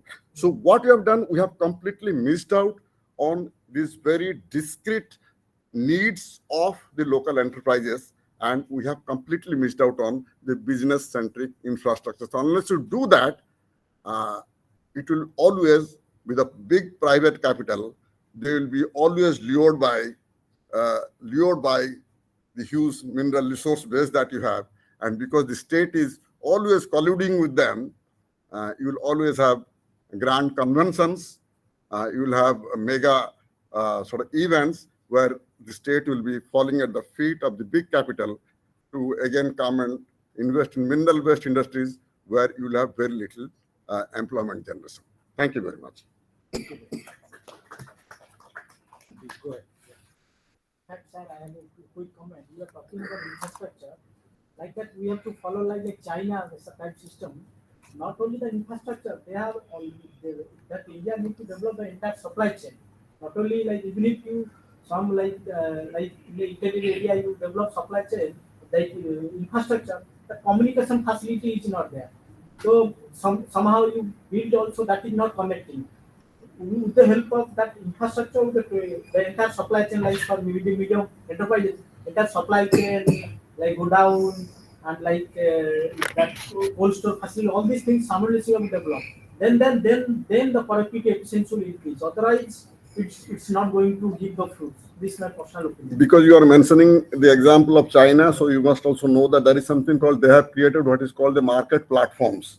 So these market platforms are essentially sort of connecting the very dynamic, the eastern part of China to the very sort of, let's say, underdeveloped northwestern part. And that is where actually many of these so-called traditional craft-based activities are done. And to market that, the state, the central state, plays the role of a wholesale trader actually. So the state can play it. It's in India, much of our sort of policies are sort of like maximum you provide, like as they sort of declared during the Atmanirbhar scheme during the COVID times, that you are provided with some kind of a working capital loan. So that is the most minimum that you can support to a small entrepreneur actually. So what you need, as you are rightly saying, creating warehousing, for instance, providing electricity, and these market platforms in which the state plays the role of a wholesale dealer and connects the local producer who is far distant to the main market sort of zones. Sir, I have one observation. Whatever you said, like well taken, I'll agree more on that. Like 2-3 points. One thing I observed that most of the MSMEs, that is what I know, that they are part of this global value chain, right? Most of the MSMEs play into these global value chains. The cluster that we see, basically in food and all this thing, in a way or other, they fit into that larger global value chain. In Odisha, that has not been seen actually. At least I don't know. There might be in existence, but we don't see that this, MSMEs and small sector industries playing into that larger process. Second thing is that whatever artistic thing that we have had, especially look at the case of Sonpur, Banani, that particular brand. So this Boyano was one of the important household thing. I mean, every other household was actually one way or other employed in that basically this Hastapanta. So that is gone now. And in most of the part, be it Port part region of Korapur, be it some other region, every region had their own specialty. And so is this bamboo marketing. There is a community called Poharia. Poharia community is actually traditionally they are like bamboo makers. But we don't see that kind of revolution happening there. So I mean, keeping all this in mind, I don't know what kind of policy that we could push to help them out. Actually, this very quickly, the value chain that we are talking about, actually, I have a fairly detailed paper I did in the ISS Hague. I had done it. So it's a kind of a review of sort of all those, let's say, sectors or all those activities or products in which the global value chains are active. So unless the MNC or the big capital is sort of keen on taking a particular product from you, so they are not interested what you are generally producing actually. So in that, the garments and particularly the knitwear cluster that we are talking of Tirupur, and like we are very closely integrated in the leather cluster, for instance. The entire leather goods, whether making for the Louis Vuitton or whatever. So we are doing in Agra, in sort of in Vellore, in Tamil Nadu. So we are very closely integrated in the leather, in the chemicals, in certain kinds of auto parts, and of course in garments. Beyond that, so we are actually not, they are not much interested. And the only other sort of sector in which we are to a large extent integrated and with state support is the gems and jewelry sector, in which is mostly a home-based work, but that is actually linked to the global value chain. So it is not quite correct to say that most of the clusters are linked. In fact, most of the clusters are not linked. And if I do not know that I should take a little one because you are asking an interesting question. So there is something called this DMIC. That's a Delhi Mumbai Industry Corridor. You must have heard. So that is actually a project of the JETRO, the Japanese External Trade Organization. So to which the current government has given a lot of that this is going to create. So that is essentially. So this is known as a kind of this is a new strategy of it's a Japanese, because I met the person who sort of thought about this.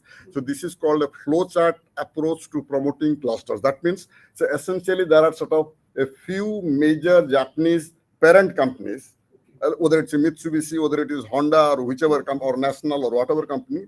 So in the electronic and in the auto sector. So what they are doing is sort of you are creating, that is the government is sort of providing them land, providing them water, providing electricity, and no questions asked. So what they do, so each of these companies, so they will be creating a small little hub on the Delhi Mumbai industry corridor, and now they want to link it to Bangalore further. So in that, so you may be excited that okay, the Japanese company, several of that, they are going to create clusters, but then whether they will take you as a subcontractor or a kind of a supplier or a manufacturer of a small part in that cluster depends on a variety of rules and regulations and restrictions. And that would essentially mean even if there may be, let's say, 10,000 entrepreneurs who might be prepared, they might just pick up 5 or 6 of them actually.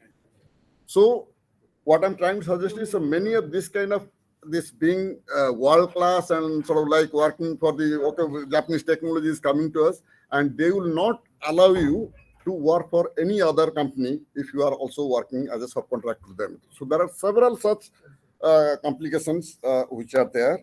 And for the different kinds of artisan products, there is this whole idea called this was a Japanese idea called it's called the OBOP idea. Actually, one village, one product idea.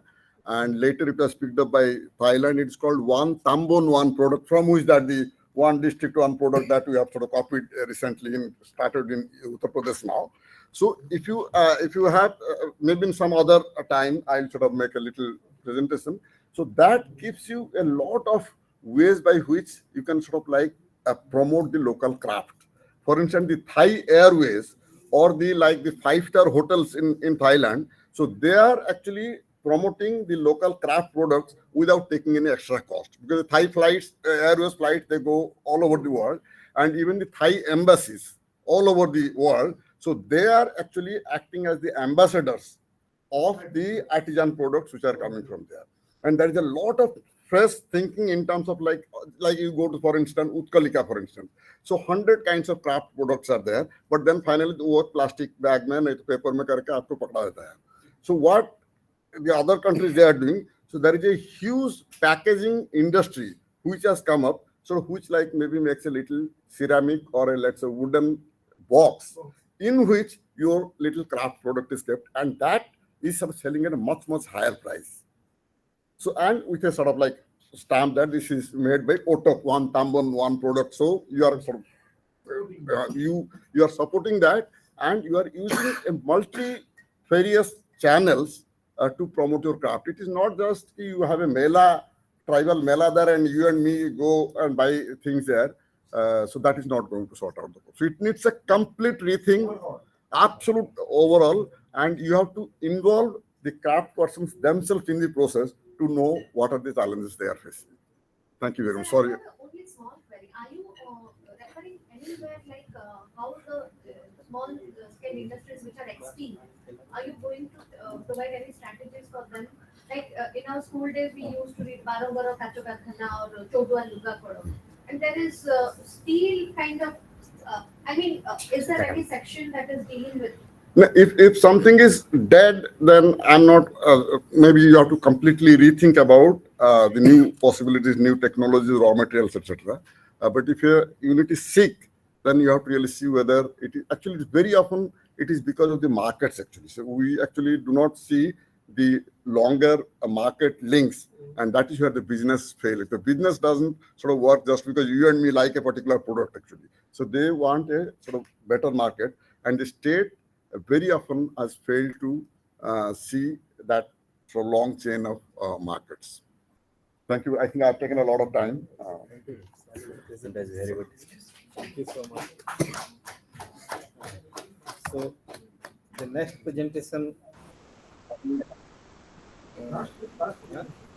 Two more. Two more presentations to go.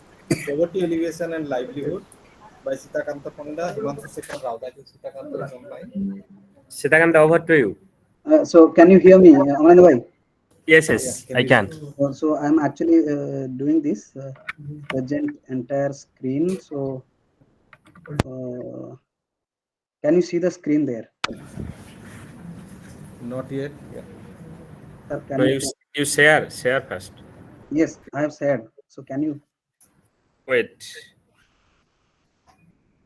I have actually hit entire screen.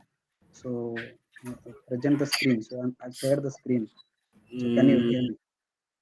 No. It has not come. Can you go to first to press on present now? Yes. Present now. Yes. Then window. No, all entire screen. Yes, entire screen. And then select your PPT. Yes. Open your PPT. Yes. Can you see now? No.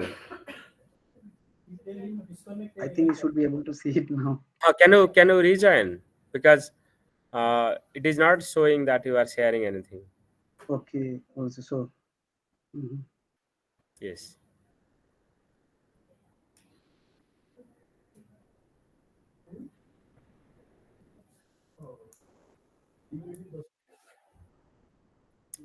Now you share. Yes. So now I'm sharing my entire screen. So please see this. Can you see this now?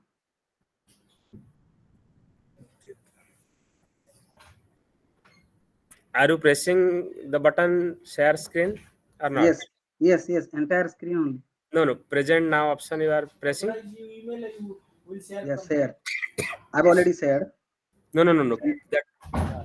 Now it is coming. Yes. So shall I begin now? Yeah. Please, 15 minutes, please. Thank you so much, the Secretary of Odisha Economic Association, Dr. Das and President Das, and all the respected professors there, and the audience. I'm actually, if you can see this title there on the opening slide, poverty in Odisha is actually a very humongous and a very emotive issue right from the very beginning. But when I'm actually presenting this topic, this is quite heartening to all of us that when the Odisha Economic Association was actually set up, Odisha was languishing in dehumanizing poverty. But the reality has changed a lot, and it has changed drastically. And now, Odisha is no longer one of the poorest states in India. But as we see this, this is still an important issue to merit some scientific inquiry as to why the problem has persisted for quite some time. And this particular chapter, as we are promised contributing to this Odisha Vision document, this is to be co-authored with Dr. Raut of Utkal University. And this chapter, and at the very beginning, I actually apologize, and I'm apologizing on behalf of the that we have not been able to deliver the draft in time, but we assure you that we will give you the draft in time very soon. So as I had actually proposed to write in this chapter, this has 5 definitive sections. So first, I'm going to actually take stock of the situation, taking the help of some present, scholarly literature and some policy documents, and then we'll present some comparative analysis across regions in Odisha, across social groups, across districts. That would be a comparative analysis of the poverty eradication experiences that are there in the state. And then this retrospective part, which will deal with some past and ongoing government programs and initiatives that have been there in the state and that are aimed at elevating poverty and ensuring livelihood protection. We'll be doing that. That part is yet to be done. And then we'll be covering the political economy aspects of poverty alleviation, which I'm going to elaborate and briefly discuss in this presentation. And of course, at the end of the chapter, we'll be having some crystal ball engaging. I will outline some potential future strategies for achieving poverty elimination and ensuring distributive justice. So to begin with, Odisha has actually been a very shining example of the poverty alleviation experiences of the post-liberalization India. It has quite remarkably achieved this goal of almost halving the headcount poverty of 1993-94 levels. That was like 59% to something like 32.6% in 2011-12, which has been achieved on the back of a superior economic growth performance compared to the state's own history, the national economy, and other major states. There was this Raghuram Rajan committee report during the EPA era that had actually listed Odisha as the most backward among the states in India in an index of 10 different subcomponents that would actually reveal different aspects of poverty.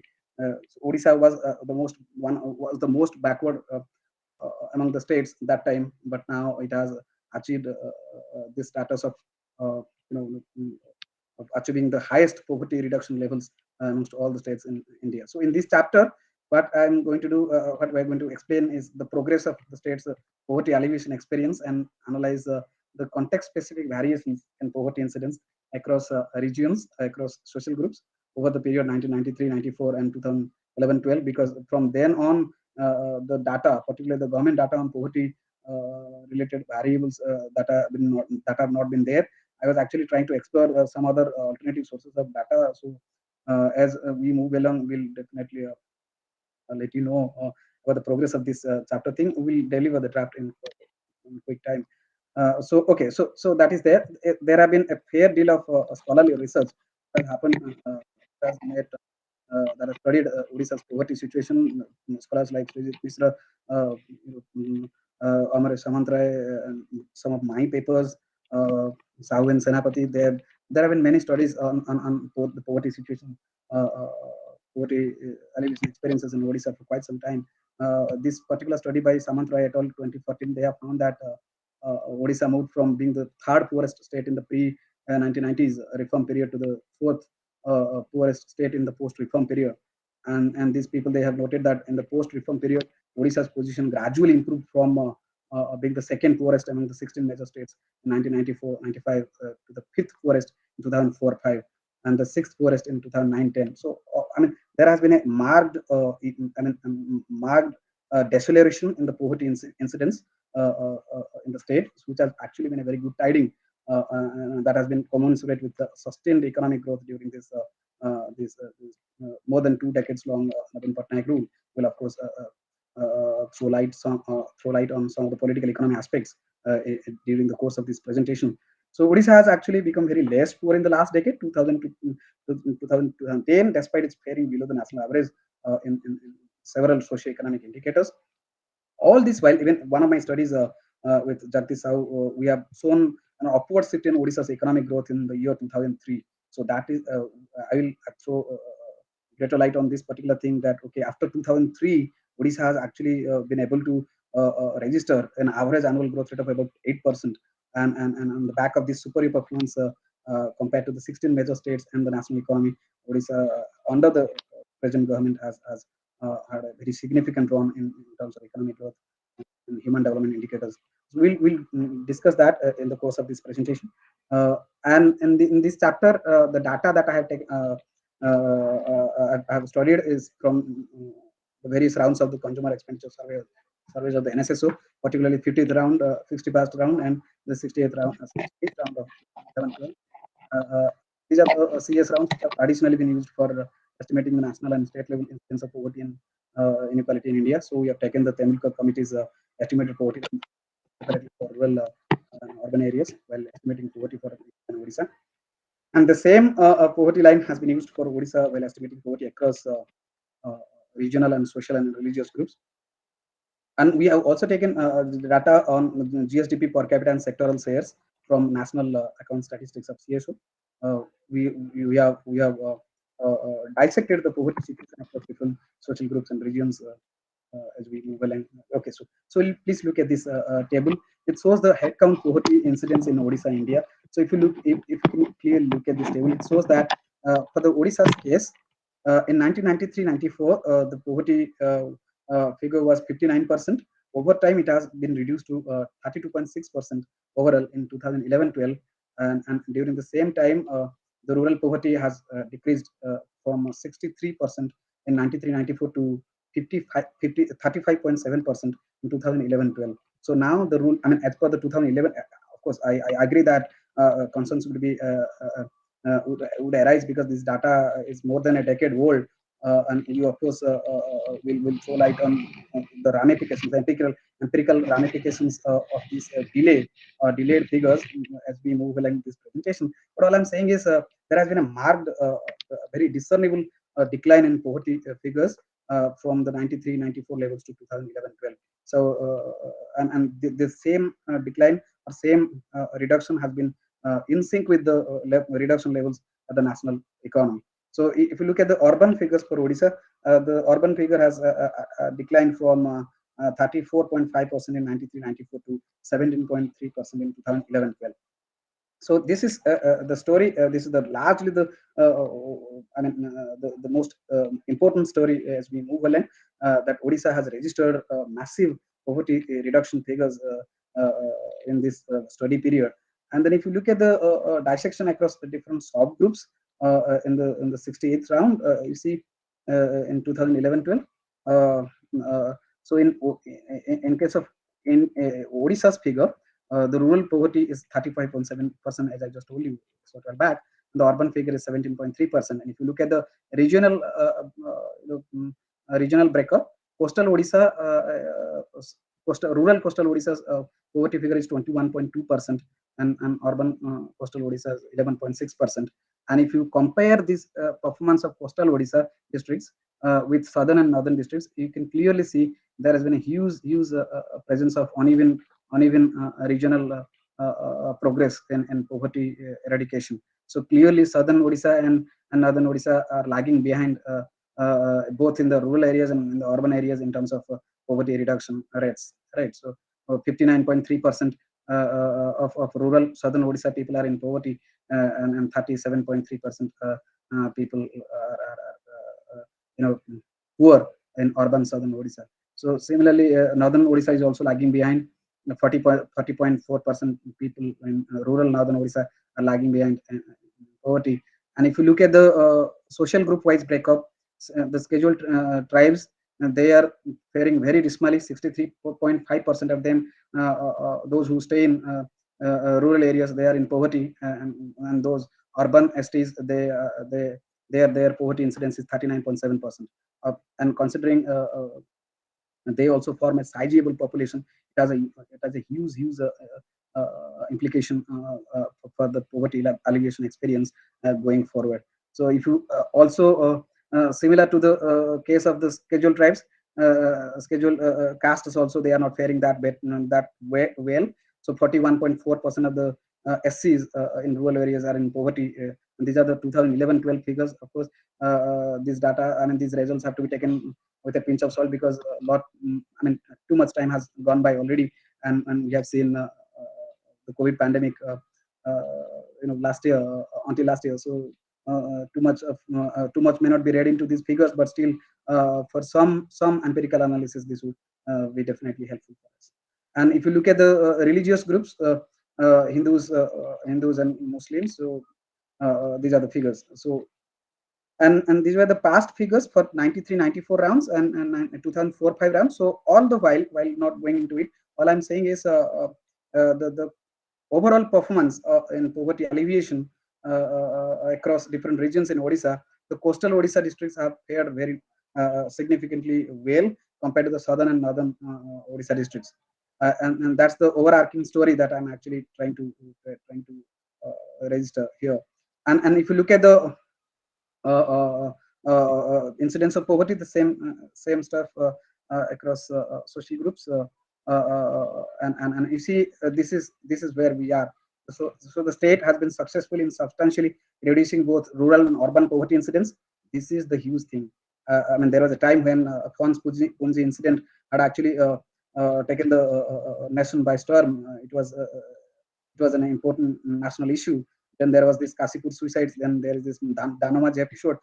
Odisha has seen lot many incidents, poverty, demanaging hunger, and all that. But when we are actually doing some empirical analysis like this, and when we are actually saying that okay, Odisha has been successful in registering the highest poverty reduction experiences across all the states in the country, this is quite significant. But then like all other empirical things, this is also coming with some riders. Amongst regions, southern and northern Odisha have lagged behind coastal Odisha in their poverty reduction rates during the study period. So what does this mean? It means that there has been iniquitous variation across different districts. The same kind of poverty reduction figures has not been achieved across regions, right? So this refers to a huge presence of inequality in poverty alleviation experiences. Similarly, if you look at the social group wise breakup, over the rate of poverty reduction for the STs and SCs have been unsatisfactory, to say the least. Now, what does explain this poverty story all the while? This is my thesis here. So you see, since March 2002 date, we have a center-left party that has a center-left political party that has been in power, right? So, and this particular political party has farmers and women as their core vote bank, core constituency. So, if you look at the last 2 decade-long poverty alleviation experiences of this present government, you can easily see that there have been many income transfer schemes that have been aimed at the betterment of the farmers, and there have been many social protection schemes that have been there in place for the empowerment and betterment of women. And these these two sections of the society have been their core vote banks. Coupled with this, well, when they are ensuring, they are aimed at ensuring distributive equity across these two large sections of the population in the state, you see that there has been sustained economic growth right from 2003 to this present date. So Odisha has been registering on an average about annual growth rate of 8% per annum. So this economic growth rate has been achieved on the back of several. It's a heady mix of policies aimed at ensuring distributive equity as well as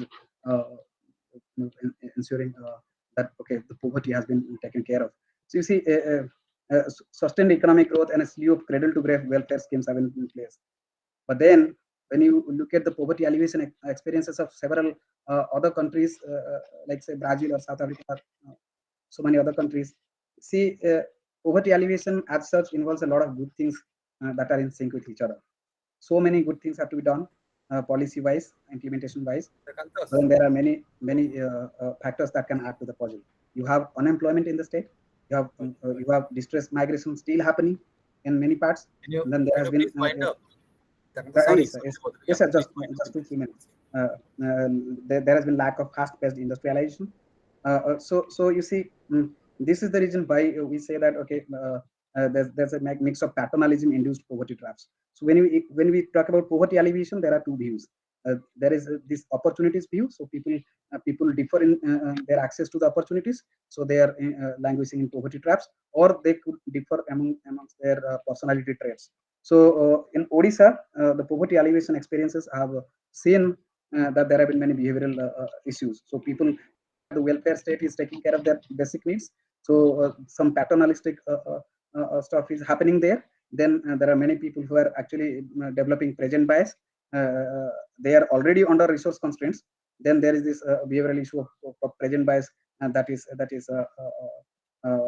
affecting them. So these kind of things are actually posing a lot of policy challenges to the implementation of anti-poverty programs in the state.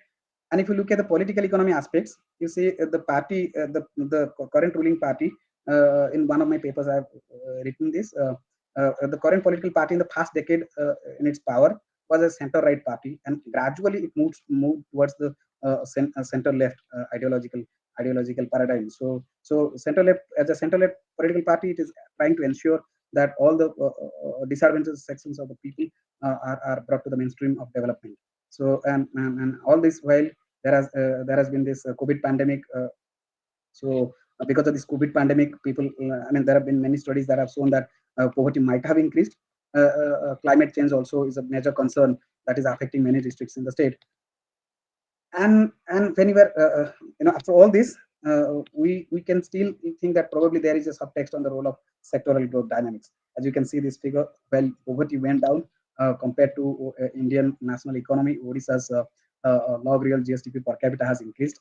There have been two clear shifts in 2003 and 2010, and two clear major shifts in the differential trend break of Odisha's growth rate.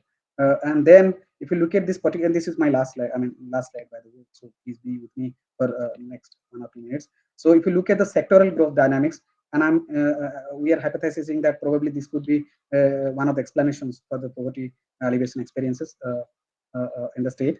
We're saying that, you see, if you look at the three clear regimes, 92 to 2002, and 2003 to 2010, and 2011 to 2019, you see the gradual decline in the share of the primary sector. So from 1.315 in the past regime to 6.58, and then from 6.58 to 4.36. So primary sector's decline has been coinciding with the poverty alleviation experiences. So although we do not have the data for poverty alleviation experiences post 2011-12, an indirect way of inferring that probably poverty might have increased is looking at this sectoral GDP growth rates, average growth rate of sectoral GDP. Most of the sectors here are actually showing decline in the last regime, 2011 to 19. So going forward, we'll analytically review and discuss the recent and past poverty alleviation and social protection policies of the state. And so while saying this, we maintain that the government has to revamp, streamline, and wide scale its redistributive policies to address the deprivation related concerns. So once again, we offer our apologies for the delay in delivering the draft, but any suggestions at this point will be highly welcome. Thank you so much. Can I start? Thank you very much, Dr. Panda. Srikanth, I was expecting, because we know that you have been working on poverty and we have seen your publication. So I was expecting that you would probably find a way to update the poverty estimates, as Parida and Malhotra have done. So will it be possible indirectly, however tentative, with all the reservations, will it be possible to generate new figures, because people would be expecting to know what has happened since 2011-12. So you are probably the right person. It's your call, but I would suggest that if we can do that, that's my first point. Some kind of updating with reservations. So that the debate is on, so we can't say anything. But even if with reservation, we can say something about what has happened post-COVID, what has happened before COVID to this from the PLFS data or other sources. The second point I have is something on interdistrict variations. And regional analysis is fine, but I believe that it's possible to have some idea about how do we explain, not only report the poverty figures at the district level, but probably some kind of an analysis as to suggest that where and why and how certain districts have done better than others within the same regime. I think these are 2 points that I would like to raise. Yeah, there is one more question here. Yeah, Siddhant, could please press stop sharing or stop presenting? Yes. But I don't know, you have to come here so that he also listen. He has to listen. Yeah. Come here. Yeah. Please come.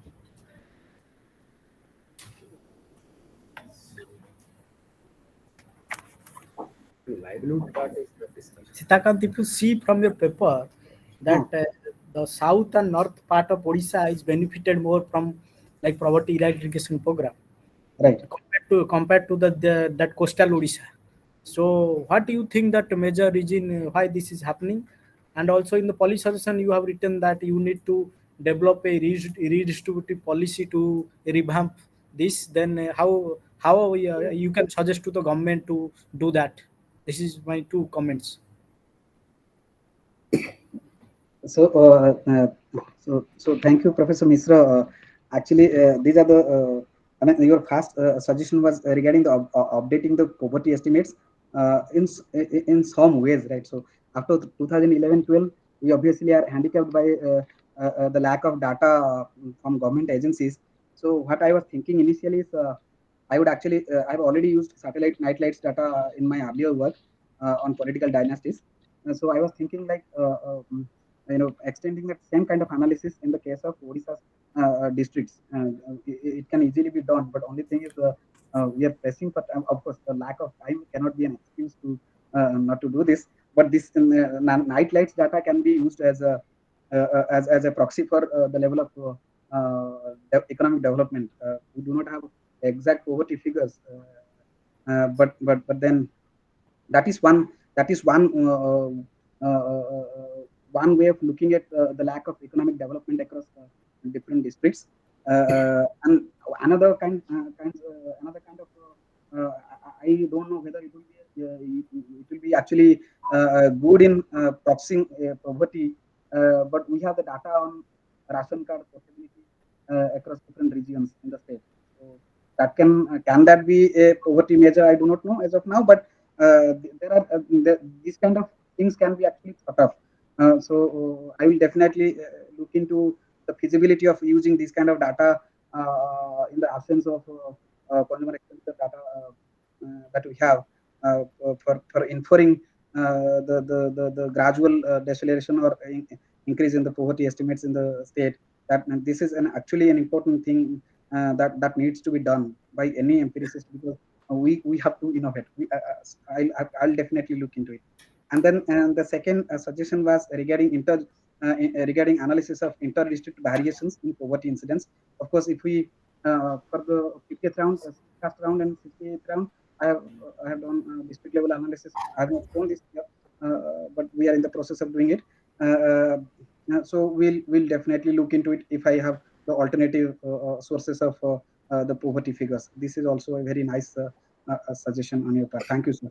And these two questions from Dr. Jena. So the first question was how I think that there has been an uneven progress in poverty alleviation across different districts. So why we think that coastal districts have fared better? Of course, there have been 4 or 5 presentations that have happened in this OEA conclave, and the one right before mine also stressed upon this point in some sense. So you look at the Pradhan, I mean, there are many different kinds of explanations to the poverty alleviation experiences across different districts, but there two, three views can be actually pushed forward. One such thing is you see infrastructure creation. If you look at the figures for Pradhan Mantri Gram Sadak Yojana or some things, coastal districts have actually fared better. Even Rajiv Gandhi, I mean, that electrification scheme also they have fared better. Infrastructure creation is one of the components of poverty alleviation. Second thing is if you look at the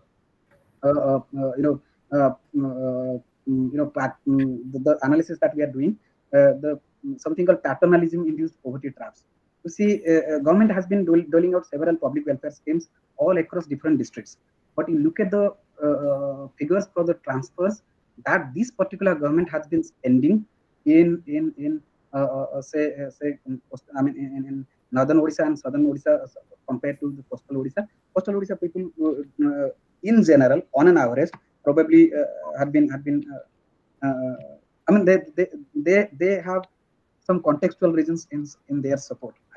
As of now, I cannot actually tell you some of the figures, because whenever we are as empiricists, whenever we are posing an explanation, we have to show some data as the support, right? As the support for claims. I do not have those data, but if I have, I will definitely do such an analysis in the chapter that we are writing. And then your second question was that redistributive policy you are talking about. So all these public welfare policies that have been implemented, and they are still implementing these cradle to grave public welfare schemes. They are very good, but only thing is they are actually not looking at the several global and academic experience we have had in poverty alleviation experience. For example, you look at the Kalia scheme, right? Or for that They matter, are according to you that they are good, but that doesn't have trickle down effect. That is yes, there. yes. This Kalia money is not used for. That is. Let him respond. Yeah. Please go ahead.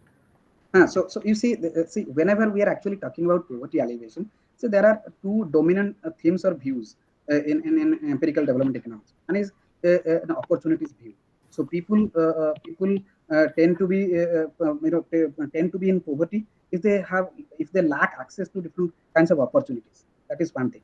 That aspect has been taken care of by several income transfer schemes of this particular government. They are holding to their core constituencies of the farmers and women like anything. So this opportunity view. Second thing is the traits view. People persist in poverty because of their own personality characteristics or behavioral aspects. Like they may be present biased, they may be lacking motivation, they may be lacking entrepreneurial spirit. This particular aspect has not been taken care of or handled well by this government or any of the past governments in the state. So somehow it's been like they are maintaining that 35%. I mean, vote bank. I mean, I am not criticizing any government, but all I'm saying is this is the stuff that there are these two aspects, and these two aspects will lead to low-level equilibrium traps. And as a policymaker, they have to also look at this somehow. They have to look at handling these behavioral aspects of poverty alleviation thing. They have not seriously handled this issue well. You look at the Daman movie. They have seen. You must have seen this Daman movie, right? In that one scene, they have shown that even the mosquito nets are used for fishing, right? So that's a behavioral issue. So if you are actually trying to eradicate malaria, you need to address the problem on all fronts. So similarly, if you want to eradicate poverty, you have to address the psychological issues also. I mean, socio-psychological issues also. Otherwise, if you give them mosquito net, they will actually use it for fishing rather than using it for their anti-mosquito programs. Okay, So, thank you. Thank you. So, Thank you very much for your presentation. Now we move on to the next presentation and the last one of this conclave. Status of women in Odisha, emerging trends. Professor Tara Nair and Surabhi Nayak. Over to me. Thank you so much. And, I have not been able to present physically, but I can make out that, extremely vibrant discussions are happening. And it's a matter of great pride that I come the last, but I think it's a small punishment for not actually sort of, submitting the final paper on time. I'm extremely sorry for that. In fact, we have really done several rounds of consultations on this topic. The discussions were too comprehensive to kind of, to be captured into, a kind of a detailed sort of a chapter for both of us, both Surabhi, my co-writer, and me. I'm not having a presentation, but I have organized my sort of arguments in a fairly organized fashion. So I think we'll be extremely happy if we can have a round of good discussion on the issues that we are trying to highlight. The dominant imaginations and narratives of development often neglect the inconsistencies in the gender distribution of resources, claims, and social power. When development is measured singularly in terms of gross achievements in the accumulation of capital and growth in income and employment, the status of women and gender non-conforming individuals becomes a residual outcome that is assumed to result automatically from such growth, the kind of a trickle down that we generally perceive. The chapter systematically reviews the status of women in Odisha as the state hastens its pace of growth by drafting a futuristic development agenda as evident in the Economic Survey 2021. The basic premise of the discussion in the chapter is that women's situation is as complex in the state as it is elsewhere, given the intersectionalities that gender has with caste, class, ethnicity, and identity, and its deep positioning within the peculiar dynamics of development in the given regions. The chapter would focus on the certain aspects as critical for realizing the vision of a gender-just governance system for the state of Odisha. We do recognize that the state has been a front runner in implementing many policies and programs to promote gender justice, but it's important to draw attention to the continuance of many injustices historically present in the society and the emergence of new ones as the state embarks on higher speed growth in the coming years. Fortunately, the benefit of experiences elsewhere is available to be leveraged in designing and improving gender inclusive policies and programs. I'll present the major aspects of the vision that we sort of try to foresee that the chapter would highlight. It's true that the share of women workers in regular wage work has shown exceptional growth in the case of Odisha, particularly in urban areas, but this has not translated into improved working conditions for women. PLFS 1718 shows that more than half of urban women in regular employment do not have a written job contract. A significant number are without social security benefits, and about 39% are also not eligible for paid leave. They are predominantly employed in traditionally female dominated sectors with limited mobility. Odisha's performance has been relatively less impressive when it comes to generating work days for women under MGNREGs compared to other states. There has been impressive improvement in women's self-employment, which many attribute to the presence of a vibrant SHG program. But how sustainable these enterprises are and whether self-employment is just an excuse to keep the flow of credit from informal and quasi-formal financial agencies is a matter of inquiry. It's critical that the enterprising women of Odisha can claim a fair share in the state's financial and productive resources on equal terms. Women face specific and often disproportionately larger vulnerabilities as part of the informal workforce in the state that span from wage disparities to sexual violence and abuse at the workplace and public spaces to uncompensated burden of reproductive labor. The vision of future Odisha needs to foreground dignity and respect for its women workers head on. There was a very detailed sort of a study done in 2014 by the Women's Studies Department of Utkal University, which really inquired into the status of women and girls in Odisha. And that report very, very sharply focused on the gendered nature of the state's poverty and focused on the right to land and housing of women as necessary preconditions for giving them to create a gender inclusive social policy sphere. It's vital that the policy and governance systems of Odisha sharpens its attention on the deficit with respect to right to land and right to housing. While doing so, it's important that the policy addresses the needs and priorities of Dalits, Adivasi, and gender non-conforming women who may be single household heads or adolescent girls. In fact, issue of land is central to the development debate of women in the state. The state has indeed made some very critical interventions in the past. It's an inspiring example for many in several ways.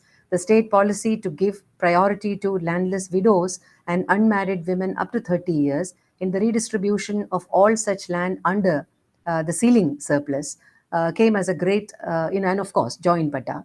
These were very revolutionary sort of, policy solutions to the problem of equal access to resources. But significant gaps still exist to make sure that women are given actual ownership and they have effective access to land. So while we have been able to, create policy instruments to kind of, to give them titles, I think what is really remains to be done is ensuring actual access and ownership rights. Then comes the burden of care. The burden of care prevents women from labor force participation, free labor force participation, and their access to higher education and skill training. There is a big crisis in that area. I think a future vision should kind of should address the burden of care. How the entry of capital in tribal areas, I think we know that like there is aggressive sort of incursion of capital into the tribal areas of the state, and how this entry would impact the livelihood choices of women and girls is a matter which is never discussed in the development sort of discourse. Land issues in the fifth schedule, for instance, the relationship between women, and forests is another area that is under sort of an explode. We also, hail that digital technology is seen as digital technology is a very key enabler for access and access to several schemes, and also even transactions in the marketplace. And there is significant gender divide exists in in the digital space, and that is another gap that a future vision document would seriously sort of look at. Coming to the political representation of women in in grassroots governance institution, it is not just enough to procedurally ensure representation. We really talk about 50% reservation for women in the grassroots governance institution, but substantive sort of democracy, seems to must be ensured to make sure that really women gain from that the reservation of half the seats. Trapped in patriarchal social norms, we understand this will be difficult to achieve, but I think substantive representation of women in Panchayati Raj institutions is an important part of the future vision. Acceleration of capacity building of women leaders hence becomes a kind of an unfinished, or rather a kind of an underfinished agenda in the case of Odisha. Rising incidents of crimes against women, and I think Odisha definitely is one of the kind of highlight states when it comes to crimes against women and children. Child pornography, we know in CIB report talks about Odisha topping the list. Cyber crimes, very interestingly, is one of the highest in Odisha. So I think there is no sort of turning away from the fact that we are not as peaceful and harmonious and state as we portray it to be. So that's another, especially after COVID, the official statistics say that Odisha there has been a significant jump in the crimes registered within the state. Government has created infrastructure. It has invested in infrastructure like one-stop centers and things like that to help victims of violence. But access to these centers is still an issue. There are very significant cultural and social barriers still exist that prevent women from accessing these centers, and that's definitely one one part of the vision that we are trying to sort of foresee for 2036 Odisha. Health and nutrition of women. Odisha has done well in very kind of very much in food security. We hail and we really celebrate our kind of millet missions and our revolutionary midday meal sort of interventions and things like that. But I think food insecurity is definitely a kind of a lingering issue as far as Odisha is concerned. Though Odisha is one of the best disaster managed, has one of the best disaster management policies in India, there are significant challenges there too. The some of the we can find serious deficits in the implementation of many of these sort of measures, and we have not really been able to very seriously address the challenge of climate change at all. I think one of the one of our chapters actually is going to really focusedly kind of give attention to the climate change induced migration. Larger studies have been done from the Mahanadi Delta, for instance. And a large part of this migration actually concerns young women who are employed in very exploitative, very low-paying kind of sectors, including care work, garment factories in Bangalore and in Tamil Nadu. So I think this aspect, migration as an important aspect of, livelihood, what do you call it, adjustment of, I think the previous question about South and, Western Orissa, I think needs to be very, very seriously looked into, because we realize that migration map very significantly, is in sync with the tribal belts of the state. If you especially look at the kind of tribal girls migration, so there is something definitely happening in those pockets where we are perhaps exporting our human resources at a cheaper rate to take care of poverty. Of course, in Kerala, in Gujarat, in Karnataka, you see that the in-migration of OEA workers has definitely increased. And I right now work with an organization which works with migrants and laborers, and I have had an opportunity to meet and talk to the OEA migrant workers, for instance, who are working in the powerloom sector in Gujarat, and that's an ever-increasing number from southern Odisha. So there is something, and now what we see is that the second generation migration is actually with respect to girls, adolescent girls, young girls. Some of them have gone through the skill training programs of this the government. So something which we have not really understood, and there are multiple aspects of that migration, which sometimes actually kind of borders on trafficking, human trafficking. So I think we are planning to sort of have a serious sort of treatment of that issue. Odisha prides itself in being home to one of the largest SHG programs in India. In fact, the future vision of the state must be to help transition these SHGs, these collectives, to productive enterprises infused with power, rather than using them an instrumental kind of conduit to transfer government benefits alone. That may not be a very interesting sort of achievement even for women. Women's asset building and enterprise development is best possible through collectives. We know that, but we have actually not reached that stage now. So, in short, we believe that the state's vision for the future, as far as women's status is concerned, should demonstrate a clear, plan to transform the deeply patriarchal mindset and attitudes and institutional framework in governance and administration to build a just and inclusive society that values and respects citizens irrespective of gender, caste, class, and identity. Thank you so much.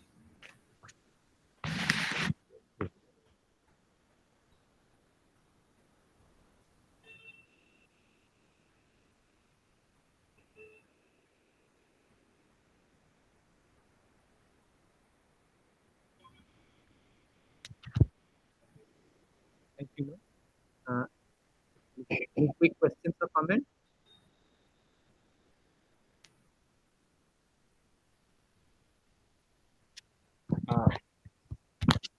Madam, that crime against women has in fact become a debate. In fact, in Gabeshana Chakra, you might be aware that forum. There also there was discussion on this. But I was trying to understand what could be the possible reason behind it. Do you have any clue or have you thought about it? Because uh, is it due to lack of say police personnel? I don't think that would be the reason. Enforcement, uh, or what would be the primary cause of such things? Any clue? Just or if you have thought anything?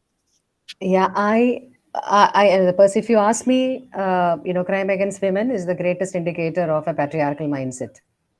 So, I don't know, there's a UNFPA study which really talks about, I think that's an interesting study, which talks about how masculinities operate in Orissa. And it really establishes that, through a very, an instrument, a tool that they have used in terms of measuring, attitude, masculine attitude towards women. I think it establishes that though very hyper masculinity is, less in Orissa, a large percentage of, men in the state are moderately masculine. So one of the reasons we should perhaps look there. I think it's very, if you look, if you ask me, it's a very cultural and very social cultural aspect, Amarendra. And but when we also understand that maybe, and of course, there is always this explanation that reporting has been made more robust, and that's one of the reasons why the number of crimes have, the registered number of crimes has increased, which is a positive thing. People are taking the matter to, the powers that be. That's interesting. But I think that's not only true of Orissa. I think crimes against women actually has significantly increased across several states, including states which claim to be, literate and socially advanced, and human development is high and things like that. So there is something definitely happening, maybe as a backlash effect, as there was some peripheral discussion before, because of maybe there are certain unshackling of the spaces for girls and women, and this comes as a backlash. But I think the societies must sit back and think, why are we losing it, and why is this happening, along with progress on the other side. So this disconnect between economic progress and safety of women, I think is a matter of discussion. That's all I can say.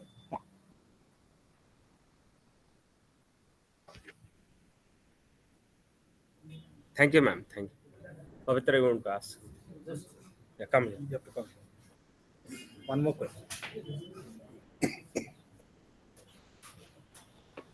Just I want to that add the madam point that even if that's reported case are less compared to the actual happening, because a lot of people are there don't report also, like crime against women only like 50 to 60% case are reported. So if you see the actual case, it is more. So that has been not documented anywhere. So that Yeah. that is also happening. One of the indicators would be the use actually of access and use of these one-stop centers, and centers within police stations and district hospitals and things like that, and how many are really accessing and using them. We have created those infrastructures. I think it's a very deeply social cultural issue. I think they can only flag it and request the state to take account of it. Yeah. Thank you. Thank you, ma'am. With this, we have come to the end of this session. Any other questions? Okay. Okay. Thank you very much. Now we've come to the end of this session, and then over to Dr. Sir, we have concluding remarks. Yeah, we should talk for a while, I think. It is so mesmerizing to learn everything possible from this experience. Everybody can share a little bit of their ideas, what we learned, and Next to go. just Oh. 2-3 minutes. Yeah. Everybody. Just determine question. Thank you so very much. We have come to the end of the third day. I think it's a very significant journey that we had begun sometime in February 2021. We started off with some discussion.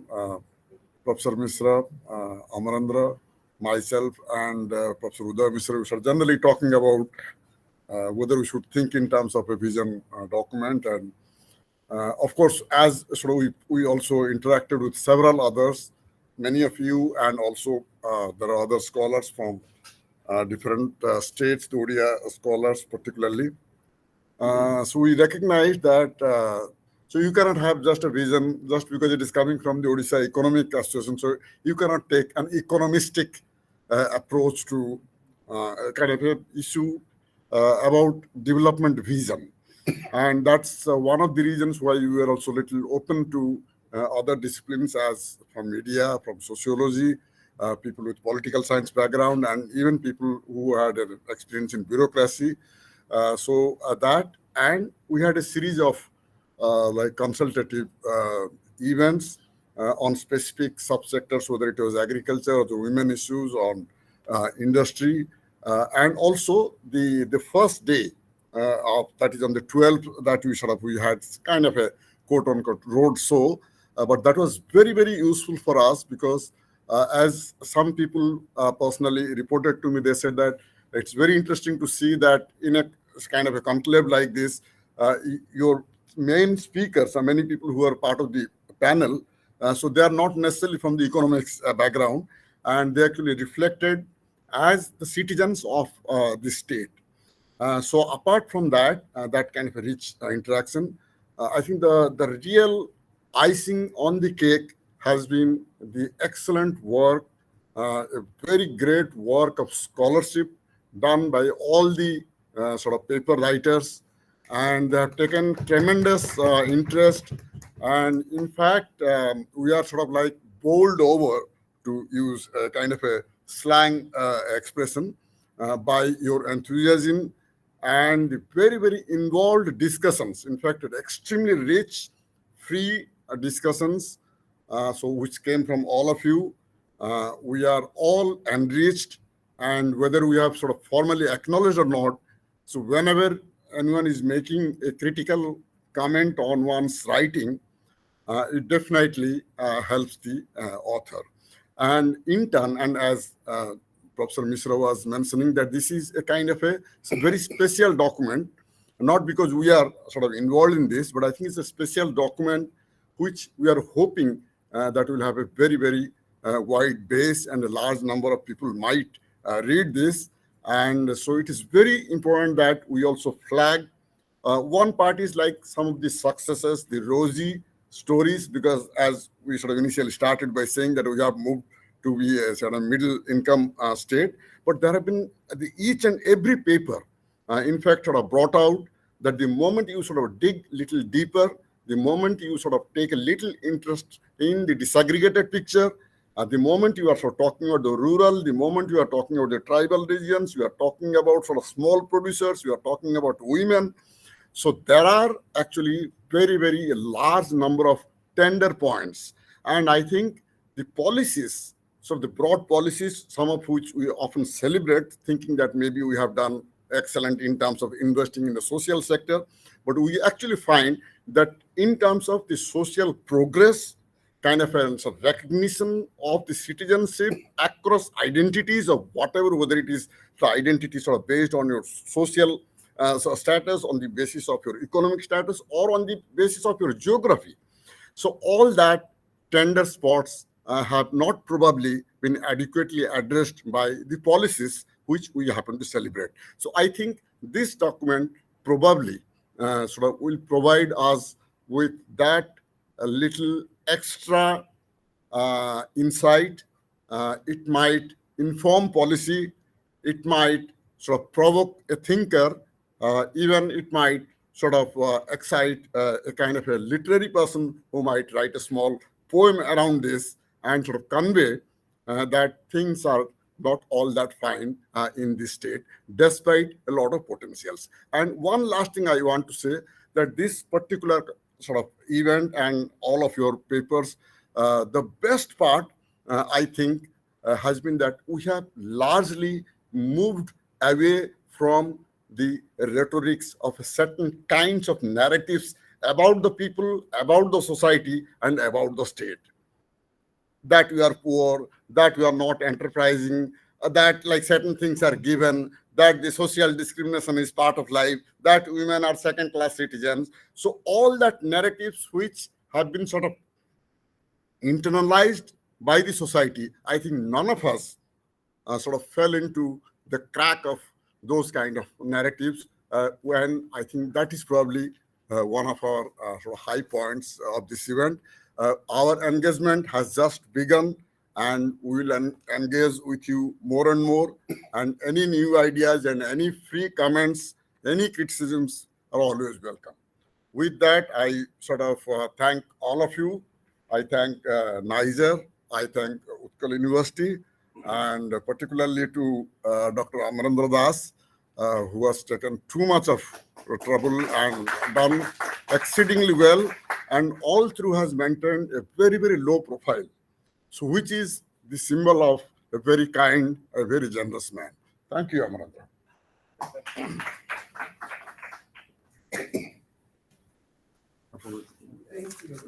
I have to say something. Oh, okay.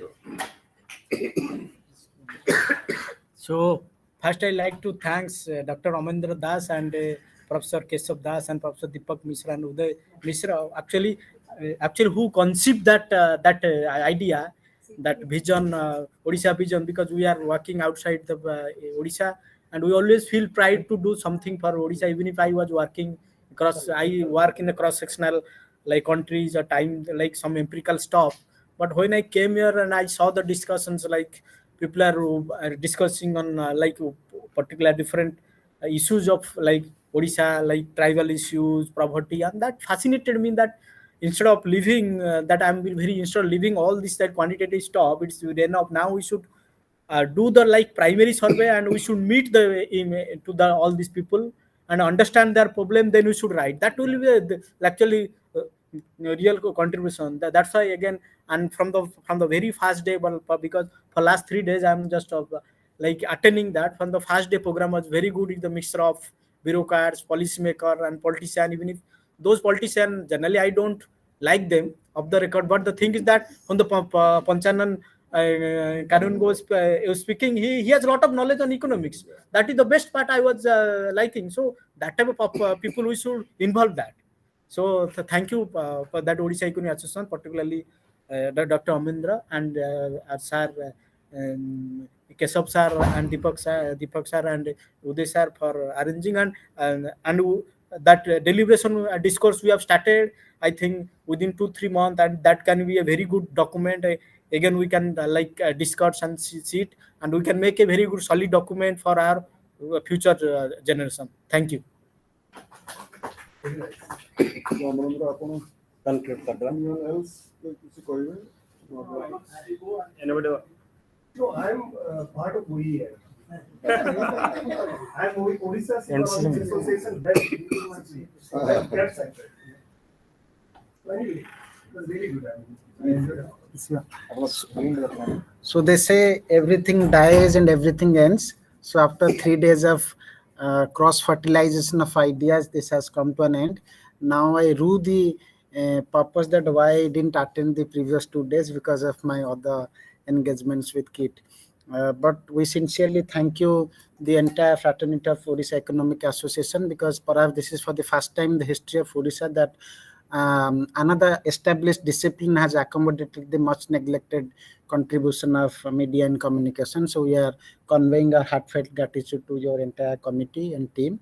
We hope to continue this association in whatever way is possible, and we are eternally grateful that we are contributing to this volume.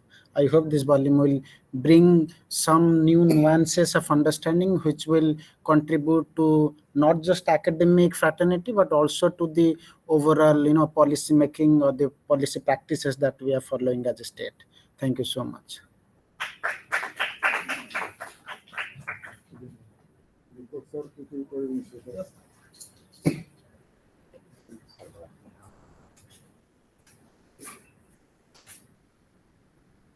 I would just like to thank the student friends who have been sitting with us silently, and then we know that how much work they do so that we can, sit here and then discuss.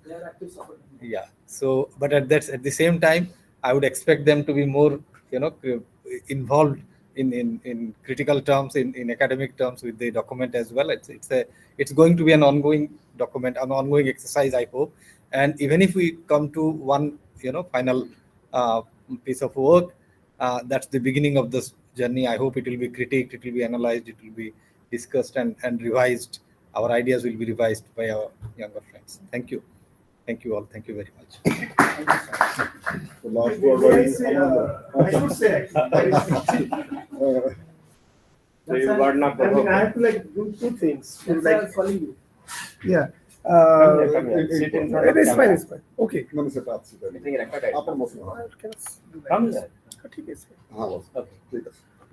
So thank you so much to everyone. Actually, first time after coming down to Odisha, I felt like a scholar sitting among you, and I had so many things to cherish from this, small convention that we have had. Most of the people don't know that I'm a joint secretary of, OEA, but this is my stupidity that I couldn't give a lot of things that I could have given to OEA in return. I feel that in future my contribution would be more, in whatever way I could possibly, contribute. And thank you so much to Amrendra Bhai, Keshav sir, Deepak sir, US Misra sir, and all the participants, including the students, friends, those who could join us. It was really, really, good to have you around. To like, I was like, this is actually we are shaping the political discourse of Odisha, I believe, because that is what Margaret Levy would have said, I never doubt the potential of intellectuals.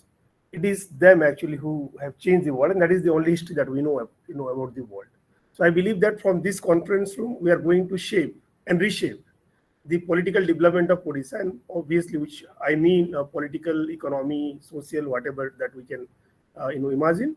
And I wish that we can have more productive discussion in future. And thank you so much once again to all the organizing committee members. Thank you so much. Yeah.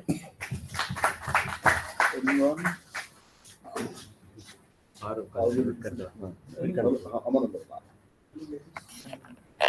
Ladies.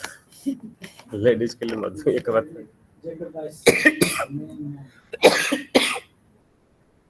Okay, so then we have formally come to an end, and I'd like to thank all the chapter writers for coming over here and spending their valuable thoughts and are sharing their thoughts and valuable time with us. And but the task is not yet over, right? So as long as you have not given your chapter to me, I am not going to, full chapter, revised chapter. I'm not going to leave you in peace. So please remember that. And now, you see, this has become as a big challenge for all of us. Although I will not be explaining all the things, but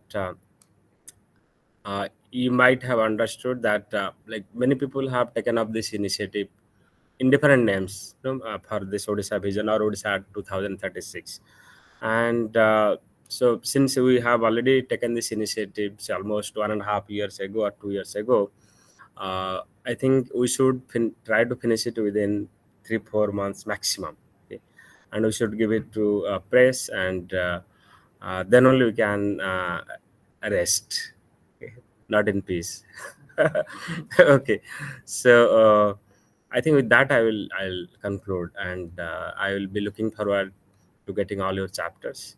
So and I have been telling everyone that people should tell their friends or their students that whoever is doing research on Odisha, they should ask this question: have you read Odisha Vision 2036 prepared by Odisha Economic Association?